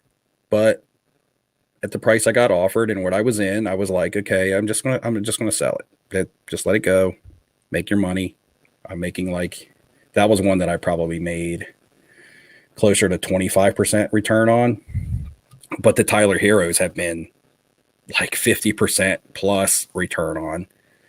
And like you said, it's also what you traded into. Like, I traded, actually, I took $300 worth of Daniel Jones purchases and sold them at the National for $400. I made $100 cash, but I took the $300 that I remade off that and bought $300 worth of Tyler Hero. So I turned $300. Take that back. It was $250, because it was $100 select silver of Daniel Jones and $150 premier level select silver Daniel Jones. I sold for $250 cash to a dealer. I bought for $250. I sold for $400 cash. I buy and sell so much, fucking forget. But anyway, I bought those coming in, like February, March. from a local card shop. He had Concourse Silver Daniel Jones, and he had Premier Level Silver in the PSA 10s. He wanted 100 for the Concourse, 150 for the Premier Level. So that was 250 spent. Sold them for 400 to a dealer at the National, because at the National, people were looking for football. So I pocketed a little bit of cash and took 300 of that 400 that I made and bought 2 Tyler Hero Premier Level Silvers. I just sold one of those Tyler Hero Premier Level Silvers for 260. So I got 2 of them for 300, and I just sold one for 260, and I have another one. So that's how you take and just kind of roll a sport into another sport. You know, my entry point literally on those Tyler Heroes is $150, because it was $250 worth of Daniel Jones, but I'm up $100 from my Daniel Jones sale already. So it knocks it down to like 150 in on the 2 $300 Tyler Heroes, and I just sold one for 260. So it's a lot. It can be tedious at times, and it's getting more and more tedious, but there's still opportunity, and you just got to. I mean, I still think it's really fun, but I'm not doing this. You know, neither one of us are doing this to pay our rent at the end of the month. You know what I mean? Yeah, like, that's true. I'm flipping, I don't know, 2 to 5 cards a month. You know what I mean? Tops. I'm buying 1 to 4 cards a month, just depending on what they are, if that. And, you know, it's just, I'm slowly building it up. You know what I mean? I'm not, if I was looking to do this to try to, like, you know, pay the car payment, I think it would be a completely different story. You know, flipping 4 or 5 cards here or there, or gearing up for the next show or whatever. Like, that's a big reason I had, like, this is the pile. This was all Star Stock slabs I had sent home, because I'm going to the Ship Shawana show in 2 weeks. It's 160 tables. They're doing a trade night the night before. So I wanted to load up on inventory. So I just pulled everything off there to take with me to trade, buy, sell, whatever. Yeah. But yeah, and like I said, to the original point, it's not as simple as just buying it on eBay and selling it on eBay anymore. It's not like it was last year. A year ago, you could do stuff like that. Can't do that anymore. You were with me when I got these 2 Heroes. I got to package one up because one of them sold, and I still got the other one. These are silver. Make sure you send the right cert number. Yeah, I will. I got to look at. I got to look at it. I do that because I had 2 Donovan Mitchell optic hollows, and I sold one. I was like, okay, I got to make sure I send the one that I had in the picture. So, all right, Trigger, here we go. Just tips and rules on when I buy auto cards. Okay, I personally prefer on card. Now, that doesn't mean sticker autos are bad, because that's probably going to be the future, which I think is probably going to make on-card autos even that much more special going forward. Serial number is nice. I like to stay under 50, but if it's a really nice card and it's something that you want, it doesn't really matter. I like to stick with National Treasures, Flawless, and Immaculate. And if I'm buying older cards, I think any Upper Deck product is pretty good. Anything Upper Deck, rather, you know, some of it's going to be better. You're going to have Exquisite, which is going to be super high end, but even like SP Authentic and SP Signature and stuff like that, I think it's still any of the Upper Deck stuff I like from older years. And then the 3 Panini products I like are the 3 that I named. On card preferred, serial number preferred, but not a must, depending on the price. I don't know about you if you do anything in those. I'm not a big auto guy. You know, I agree with on card. If I'm actually going to spend cash on it, I want on card. I only own, I think, 3 autos right now. 2 of them are Baker and the Ja Morant redemption that I got. And all my 2 Bakers are on card. I have the Flawless that I got off of you, and then I have the Evan NT booklet. And I agree. Like, I want Flawless, NT, Immaculate for the most part, because most of that stuff's going to be the on card stuff. Some of the other stuff looks cool. There's some really nice looking Select Spectra RPAs, but they're sticker autos. But yeah, that would be the big thing, would be the on card. I don't know if you saw it, but you did a super chat floating out there. Oh, I did? Have I gotten down to it yet? I might not have. It's down towards the bottom. There was the Shaq 101 I picked up, Philly, for 2 modern basketball, for a Donovan Mitchell optic hollow and the De'Aaron Fox. You know, I was in De'Aaron Fox for 190, and I was into the Mitchell for just a little over 400. So it was about I would say maybe 650 in trade value that I gave up. I actually prefer Flawless over NT. I think Flawless are nicer looking cards. NT is going to command more. I think Flawless looks better, but yeah, NT has more value. I honestly like Flawless as well. I really like Immaculate. I think Immaculate looks immaculate. But on ultra modern stuff, like ultra modern basketball, Contenders Optic are so nice. I love. Yeah, they look I've nice. had this jaw in hand. It's rapidly becoming one of my favorite cards. I just got to flash this for Dustin because Dustin wants this card from me. And I told him we'd try to make a deal for the Joe Namath. This one's numbered out of 15. The Joe Namath. There it is. Just trying to, entice, when you see a card, you get impulsive. You got to get it in his hand. Yeah, right. Got to let him get his hands on it. Yeah, you're super. I don't know. It's probably down towards the bottom now. The super chat. I don't know where it ran off to.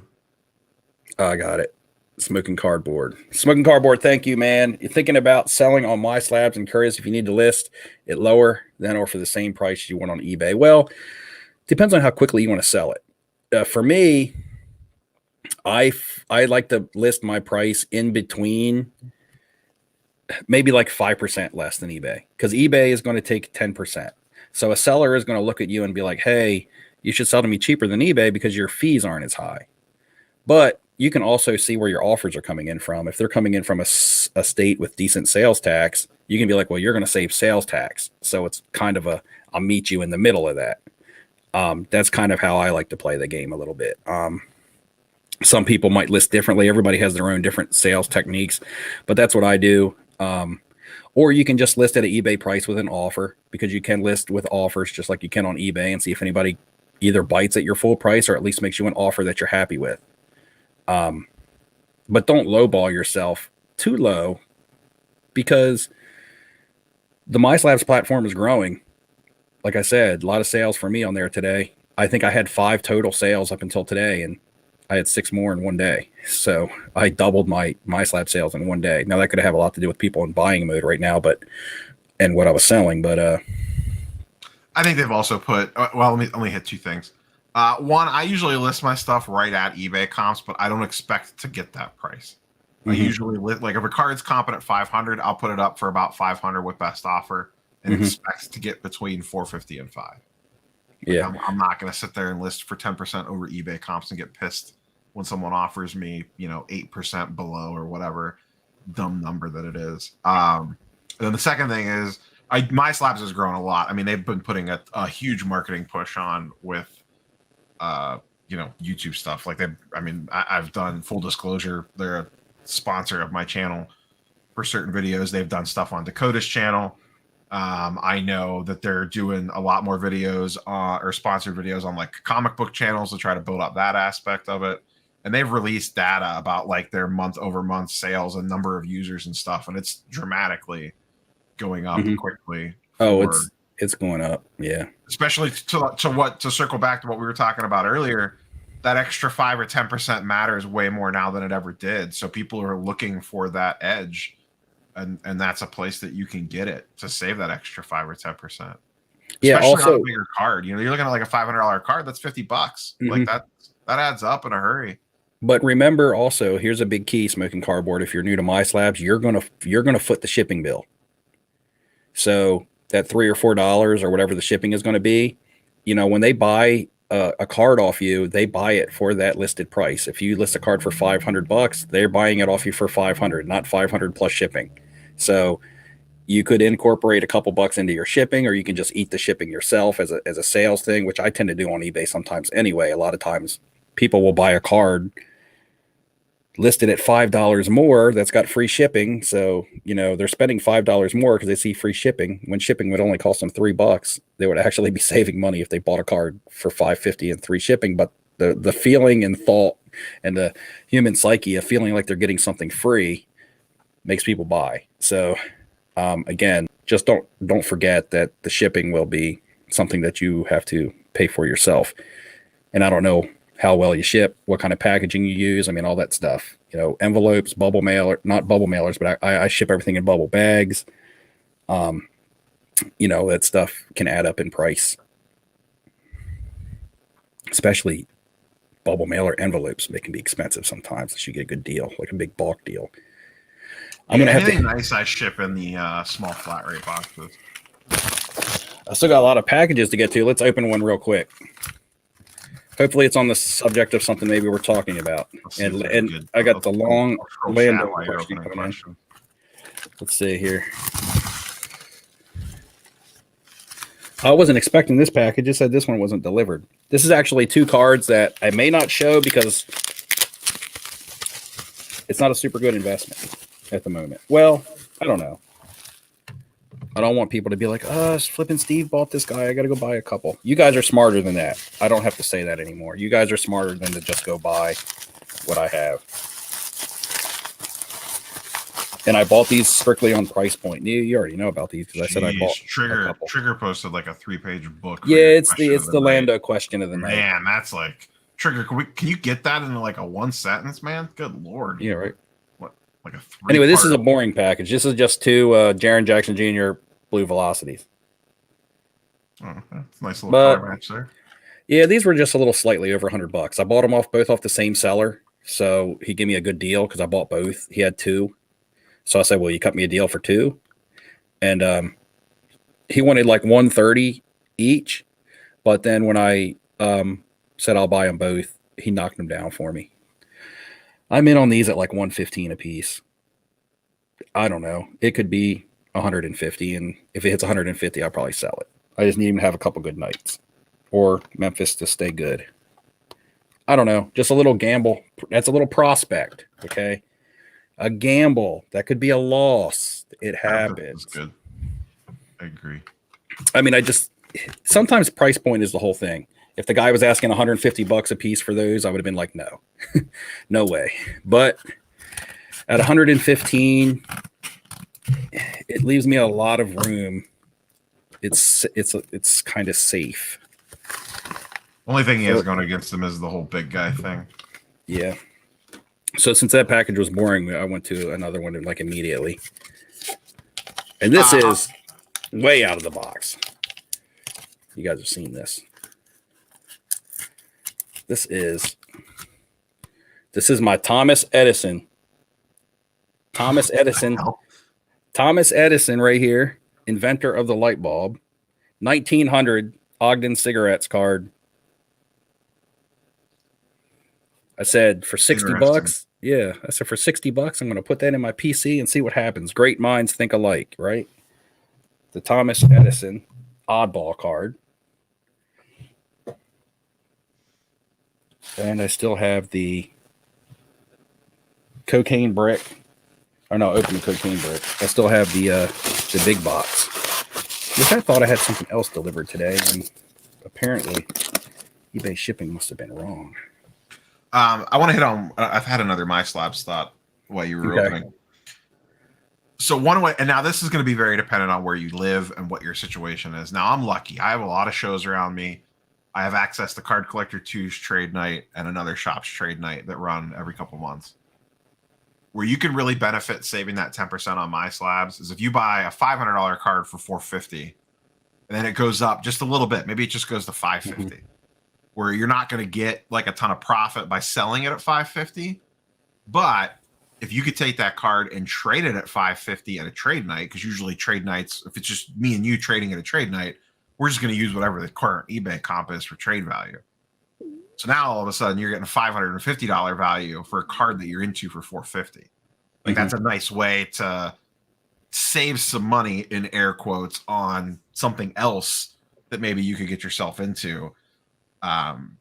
Because you got a little extra, you get that 10% cushion because you bought it on My Slabs instead of paying the full eBay comp. And then if you're saving sales tax too, if you're in a state that saves sales tax, that's another 3 to 5% that you're saving when you bought it over there.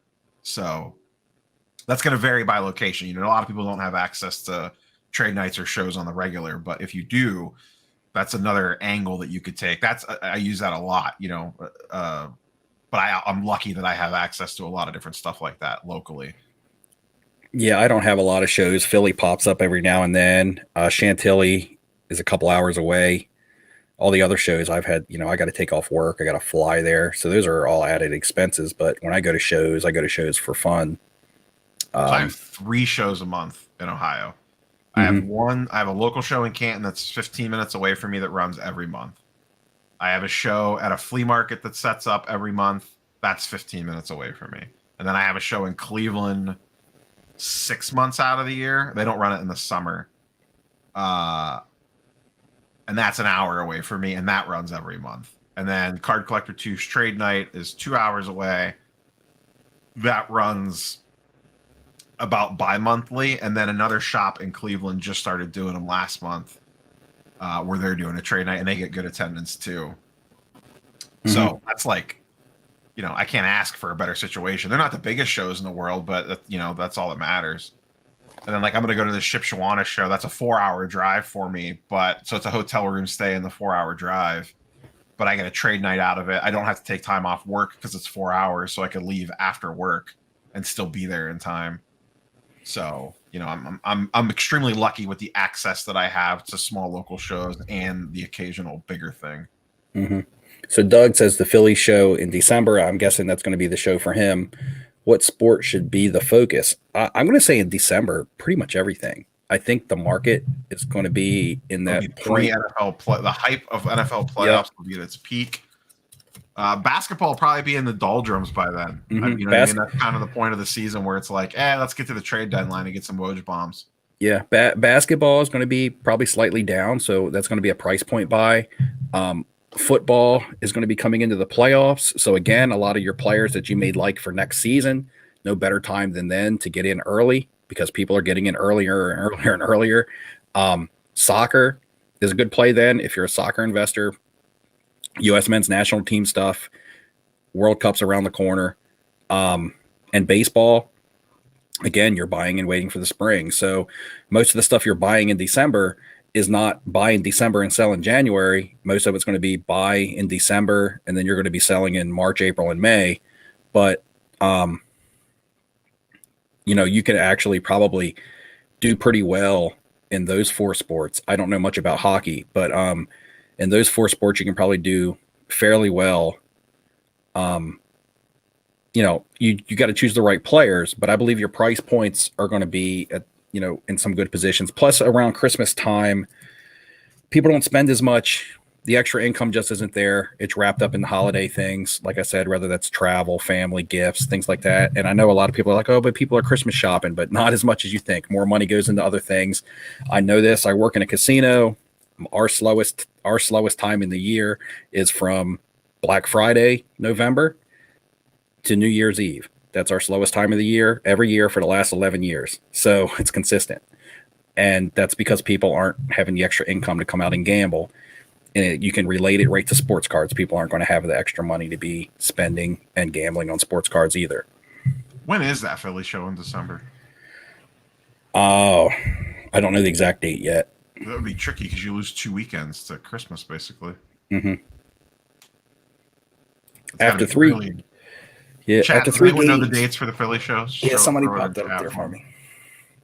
After 3 games, would you rather be holding Triple J or Desmond Bain? I'll say Bain one, just because he's a guard. Yeah, neither one have swayed me in either direction to choose one over the other. I mean, the correct choice for me to say, or the politically correct choice, or the favoritism choice for me should be like Jaren Jackson Jr. because that's who I actually have, and I don't have any Desmond Bain, but I'm not going to say that just because I have him. Neither player has impressed me yet. So after 3 games, he's played really good. Yeah, he's played well, but I mean, like, well enough to where he's getting headlines. Or it's going to take till the playoffs or something until he gets that, and he's going to lose some PT when Dylan Brooks comes back too. Yeah, or like well enough to be like, oh man, Jaws got a number 2. You know what I mean? It's kind of like right now, their number 2 is kind of in limbo. Their number 2 is their whole roster. That team is That team is just solid. Like, there's no weak links on the starters, and then they got a couple good guys coming off the bench, and that's without Dylan Brooks. But they don't have like an actual true blue, like, second star or anything like that. But they're just a very, very solid team all around. And Josh, so good this year. I mean, he started off this season. He started off last year the same way, and then he hurt his ankle and wasn't the same the rest of the year. So I'm hoping the same thing doesn't happen. But he is just electric to watch. He's my favorite player to watch right now in the NBA. Mm-hmm. Of the young superstars. JJ says he's buying all of NFL season 2022. Analytics told him it was a good idea to get ahead of the curve. He's buying now for NFL. I think he's semi-trolling. What is it, 2021? Yeah, I know. I semi-trolling back. It's fun. I'm thinking 2022. Where would Deshaun Watson be in 2022, chat? Where will Deshaun Watson be by the end of next week? Yeah, will he be in Miami? Will he be in Houston? Will he be, I don't know, somewhere else? Will he be in jail? Where will he be? Will he be in court? By the end of next week, it'll be Carolina or one of those places that you named. The next year could be like a federal penitentiary. Carolina, but I thought Sam Darnold was the GOAT. He got benched last week. Yeah. Maybe they were getting beat so bad that's the only reason, but still. Carson Edwards. My number, someone asked about eBay. I think Trigger asked about eBay selling tips. My number one eBay selling tip is make your eBay handle the same as your IG name. Yeah, and mine's not, because my eBay it's been the same for so long, and I just didn't change it or anything like that. It's easy to change. It takes 2 seconds. Yeah, I know. It literally takes 2 seconds. You're losing out on money not doing that. But sometimes on my eBay sales, I don't necessarily want people knowing who they're buying from. You know what I mean? Because my Instagram is Flipping Steve, and my slabs is Flipping Steve, but my eBay isn't. I don't want them all to kind of like be tied together. That's a weird angle, but okay. Not because I have anything to hide or anything. It's just, and you know, some people say it's beneficial to be you know, somebody that's on social media when you're buying or selling or something like that. And I know it might work like that for some people. I've seen it work firsthand for some people at some shows, but I actually got this question in chat the other day of like, does being a air quotes public figure in the hobby help or hurt you? I think it for sure helps. To me, the angle that it helps at isn't so much about getting better prices or anything like that. It's more that there's an added level of trust that's involved. Like, people are more willing to do a deal with you because they know that you're going to be good for the deal, if that makes sense. Well, they know you're not going to like screw them over on a $50 card and risk your like YouTube's channel reputation. Yeah, I get that. I just think there's so much eBay with their crap return policies and, you know, things like that, you know, I don't want to get into a debate where I don't want to take a return because I don't trust the return, and then it'd be linked to me through social media and things like that. But you can flip that around, though. Would people be willing to risk the return on you because they know, like, if I do this, there's a higher likelihood that my eBay handle is going to get blacked? That's true. It could protect you because, you know, again, your reputation knows you that you don't sell crap cards. I've only ever had one eBay return against me anyway, ever. And I won the case, which is odd, but I won the case. Actually, they had to go through PayPal because they had let 30 days go by and eBay wouldn't let them do a return. But again, let's see. Got some Watson talk going on. I'll bust open this big box. Apparently, one of my packages didn't arrive today that the post office said did arrive. So I am nervous, or maybe it's still out on the dining room table and I didn't see it because I did pick these packages up without turning on the light. I bought that Lou Bob card off eBay. It took forever to get to me. The guy shipped it fast, but it was just meandering its way. It only came from Tennessee or something too, and it took for freaking ever to get to Ohio. I was like, what is going on? So, and then this Star Stock stuff, they're so fast at shipping graded cards home. I put the request in for these on Thursday night, and I got them today. It's Monday afternoon. I had these Monday afternoon when the mail came. I was like, what? You know, I had completely cashed out my slabs. I hadn't been on the platform in probably months. And the other day I went on there and I was like, what the hell? Let me see what's going on over there. Yeah, Star Stock, I'm sorry. And damn, it's loud. And did a job on this. And I had like over $100 in my account after I cashed it all out. I don't think it was from referrals because I had some sales. Oh, Because I do still have cards over there. I just don't even ever go over there and mess with them. Because I sent my own submission of raw cards to them to just list and flip. And I just stopped paying attention to it. And then I went back over there and I was like, oh, I got some Zach Levine selects on here. Raw, some players that people were interested in.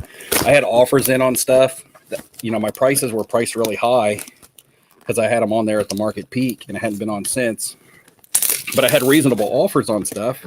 So I just started taking all these reasonable offers and just like racking up $4, $5 here and there. I was like, kind of what I did. Like I spent a bunch of money. Like that Jaylen Brown select I bought. The only reason I bought that is because I just wanted to spend the money on my StarStock account and just have the slash.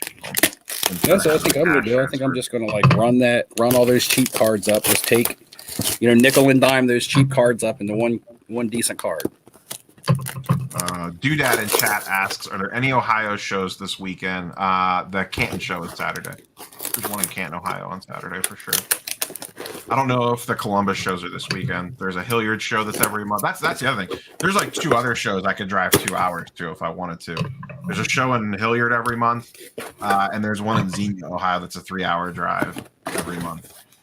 So if I really wanted to like get to a show, I could go to those too. I have a BGS graded Larry Bird auto that said it was delivered today. I highly doubt that this is It's a big box for that. Yeah, right. What are you doing over? Like, do you not know how to open a box? This thing is taped to hell. It is literally like they tape all the way around the box and all the way around the box. Oh yeah, Dallas card shows this weekend. I'll be curious to see what the vibe is coming out of that. I should try to see if. And I think Dakota's going. I feel like Brad Pitt on 7. What's in the box? I don't know if anybody knows what's in the box. Come on. It's like a kid on Christmas morning. I don't know what's happening right now. Got some packing supplies. What is in there? Like a crystal globe or something? And now this is all taped up too. Jeez.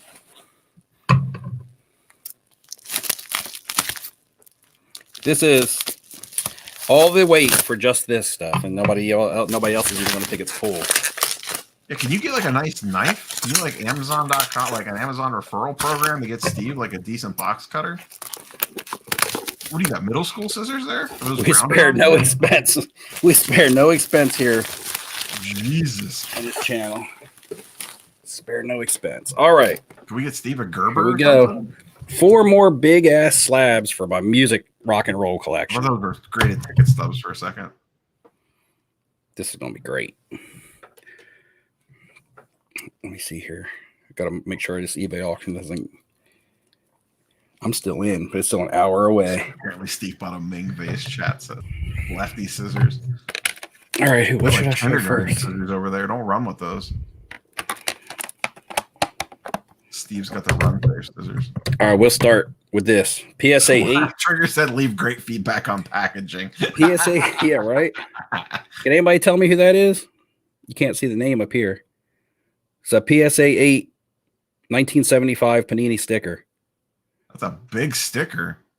Yeah, these rock and roll stickers from 1975 were big. I have no idea who that is, but music is not my game. Little Carlos Santana, and not the baseball player. So a little Carlos Santana here. Rubber City got it. You get it. Rubberside got it. Carlos Santana. Now, here's the thing. I'm buying these for my PC. I wouldn't always be scooting along and be like, oh, I got to have that Carlos Santana. I absolutely love Carlos Santana. But he is significant in music because he mixed the Latin guitar flavor with the rock and roll flavor. He's got a very distinct sound. When you hear his guitar, you know who it is. Doesn't mean I listen to him a ton. But I had already had Led Zeppelin, Queen, and Pink Floyd in these slabs. This is my ones that I already have. Led Zeppelin, Queen, and Pink Floyd. So those are bands that I do listen to a ton. But the same seller, I was like, man, I'll buy your whole collection, but he didn't have anything else. He had a Carlos Santana. That gets adds to the stack. Had a little, anybody know who that one is? Neo, you might know that one. Nah, I'm so bad on music. Another guitar goat. Now he has stickers from 1968, 1969 with his band Cream but this is his first solo sticker. Anybody know who that is in the chat? And if you're only listening, you can't see, so I know, but that's why I give you clues from the band. Comments will come in. They're probably lagging behind. Eric Clapton.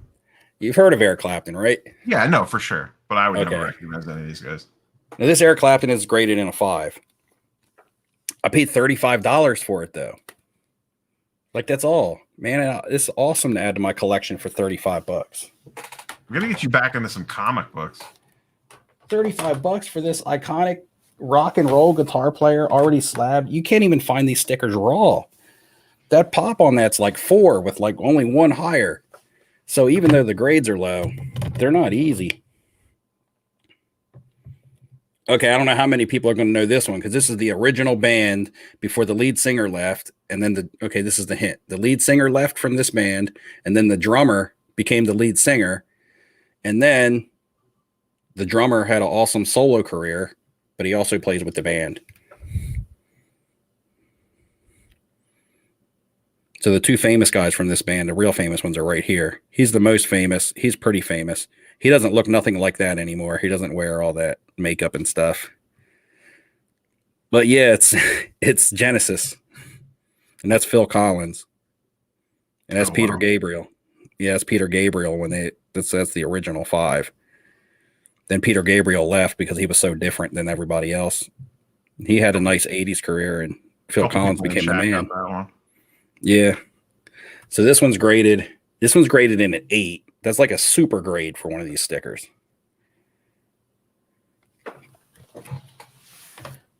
So a little Genesis in this collection. Now this is just a guitar player, and I already own the 68 first sticker of this band, but this is the guitar player's first solo sticker. Look how young he is, Eric. You tell who that is? Oh, you can see the name up top. I uncovered it. I could cheat on that one. Yeah. Little Keith Richard, looking young.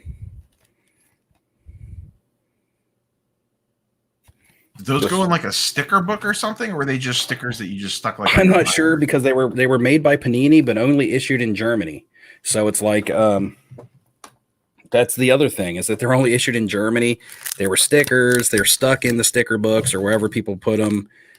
You just don't find them in good condition to grade yourself, let alone ever find somebody else who's already paid the grading fee for you. I mean, I want these in my collection. The fact that these were already slapped by somebody else who went through the trouble and paid the fees.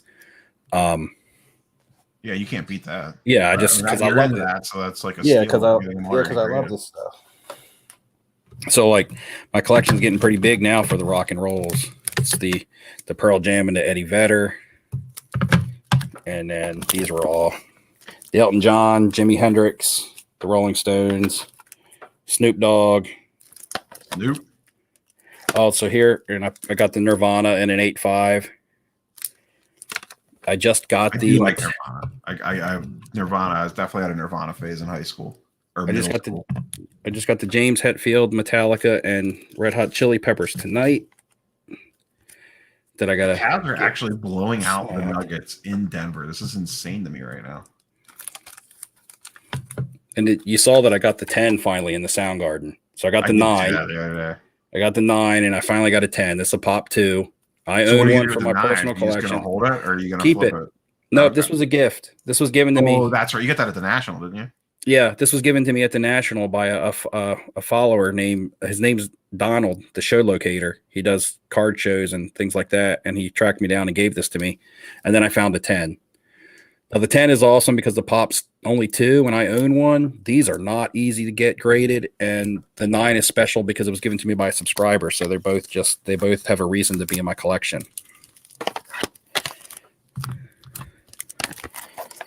I don't know. I just love the music stuff, and I'm starting to see the values of the stuff go up, which sucks, like I said, because now it's harder for me to buy it. But yeah, almost forgot the Van Halen. How can I forget the GOAT? Eddie in the middle. But yep, and I'll buy more of that stuff if I see it at good prices. I lost a Who sticker last night in a PSA 10, 1968. And I love the Who. And then I lost another one, like a 1970 Mr. Softy disc of Led Zeppelin, which would be their first print. They have the 1975 sticker that I have. They have a 1974 sticker from the year before, but it doesn't show John Bonham. It just has the 3 members of the band like on stage, and you can't see John Bonham. It's like a cut shot. Yeah. So I like the 75 sticker better because you can see all 4 members, and Bonham was my favorite member of the band. And but there was a little disc put out by Mr. Whippy or something like that, some ice cream, Mr. Softy ice cream disc of the complete band put out in 1970. Doodad, the Van Halen is a 1985 smash hits. There's one raw on eBay right now, but they went like $70, and I think that's like the only one there. Mine's the only graded copy. If you look at PSA Pop Report, mine's a PSA 4, but there's no other graded copies. I graded mine myself. I'm the only person ever sent that sticker in.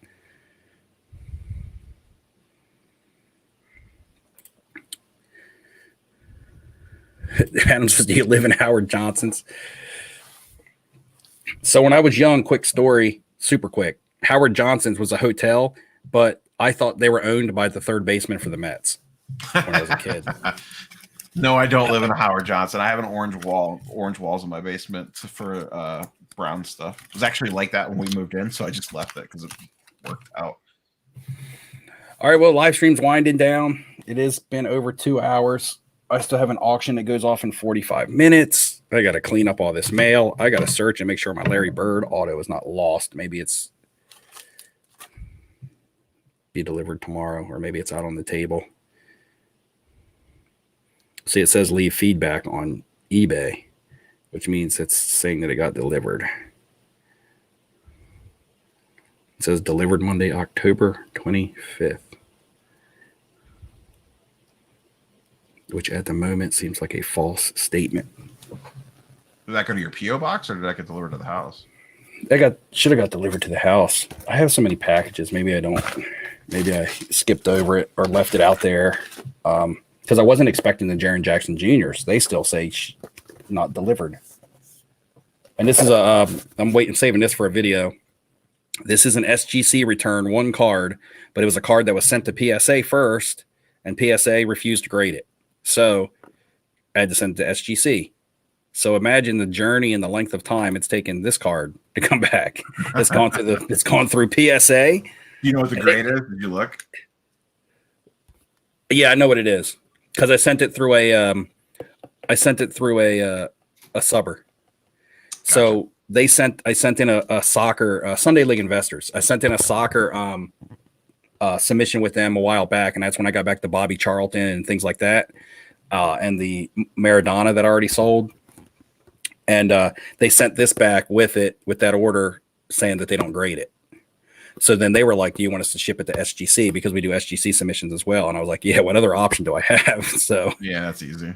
Yeah, so SGC. But the good thing is that at least when I go to list this, it's not like it's going to have slab competition. It's not going to be like everybody's not going to be like, I don't want that one. I want the PSA, because they're not going to find it PSA. So was it a card that PSA strictly refused to grade, or was it like one of their didn't meet min size requirements? No, it's not an alter. I think it's just something that they either didn't know what it was, or because it's a really rare card / I don't know if it's a photo or a card.